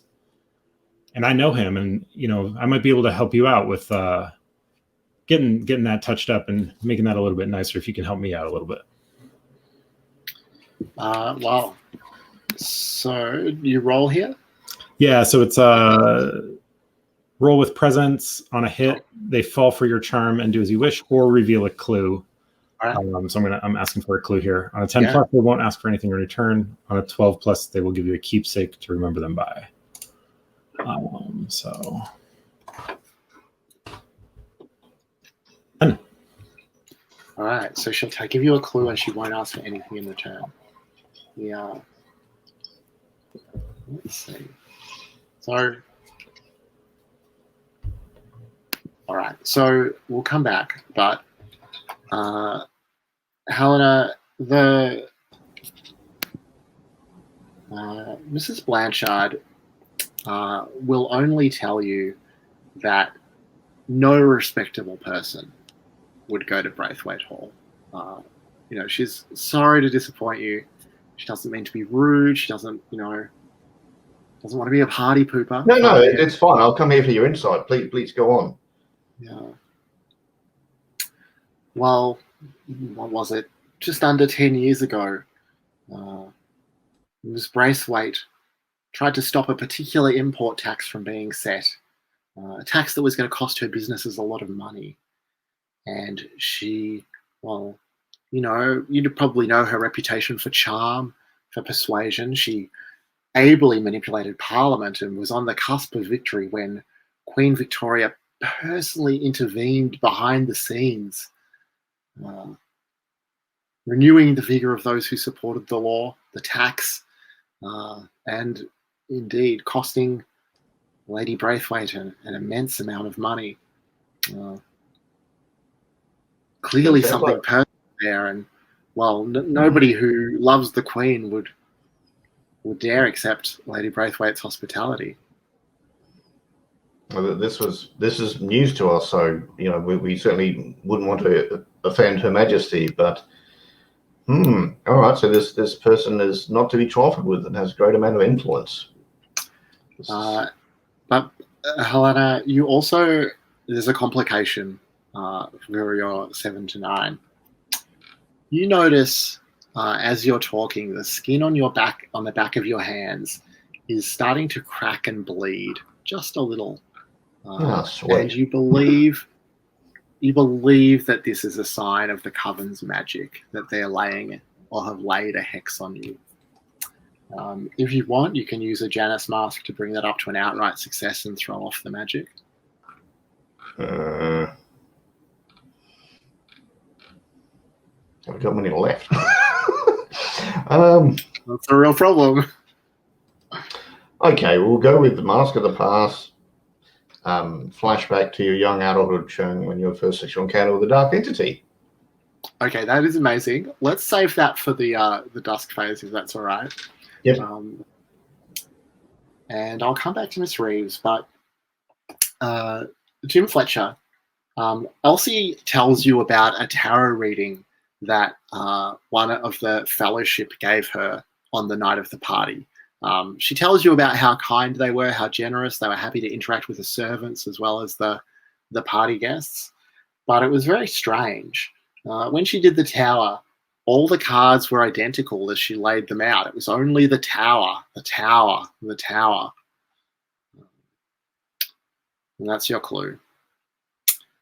And Ms. Reeves, as you explore the house, trying to find something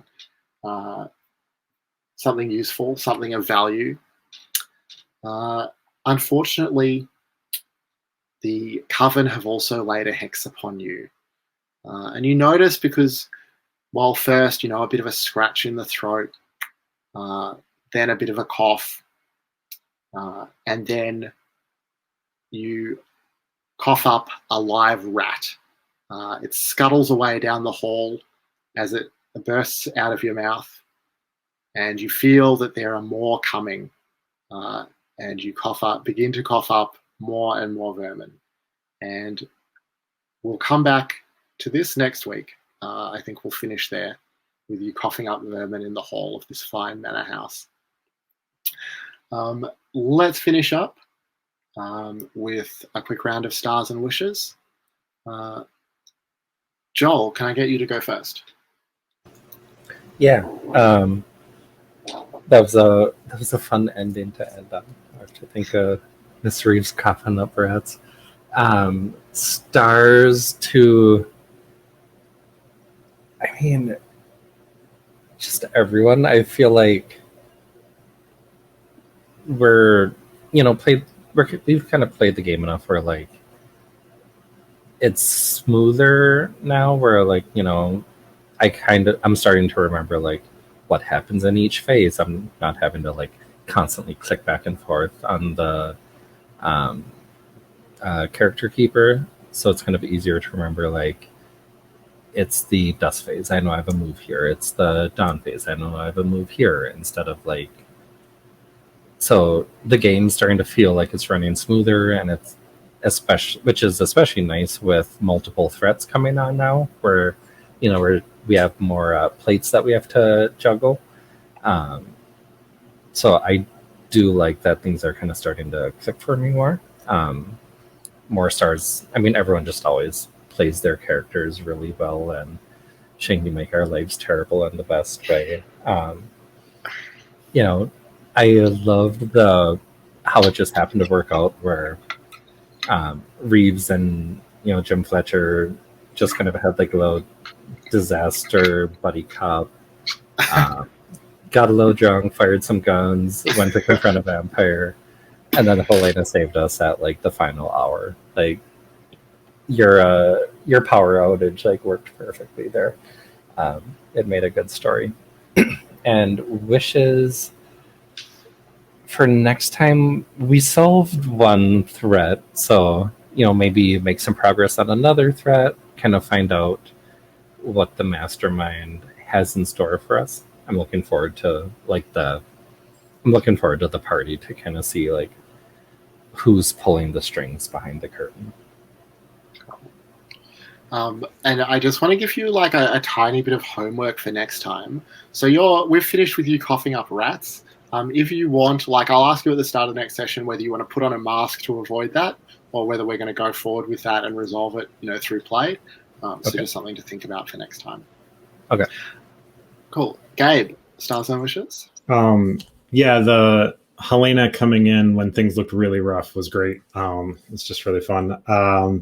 Jim Fletcher got to shoot a bunch of guns, which was great, including actually successfully killing a vampire, which is pretty cool, at least as far as Jim is concerned.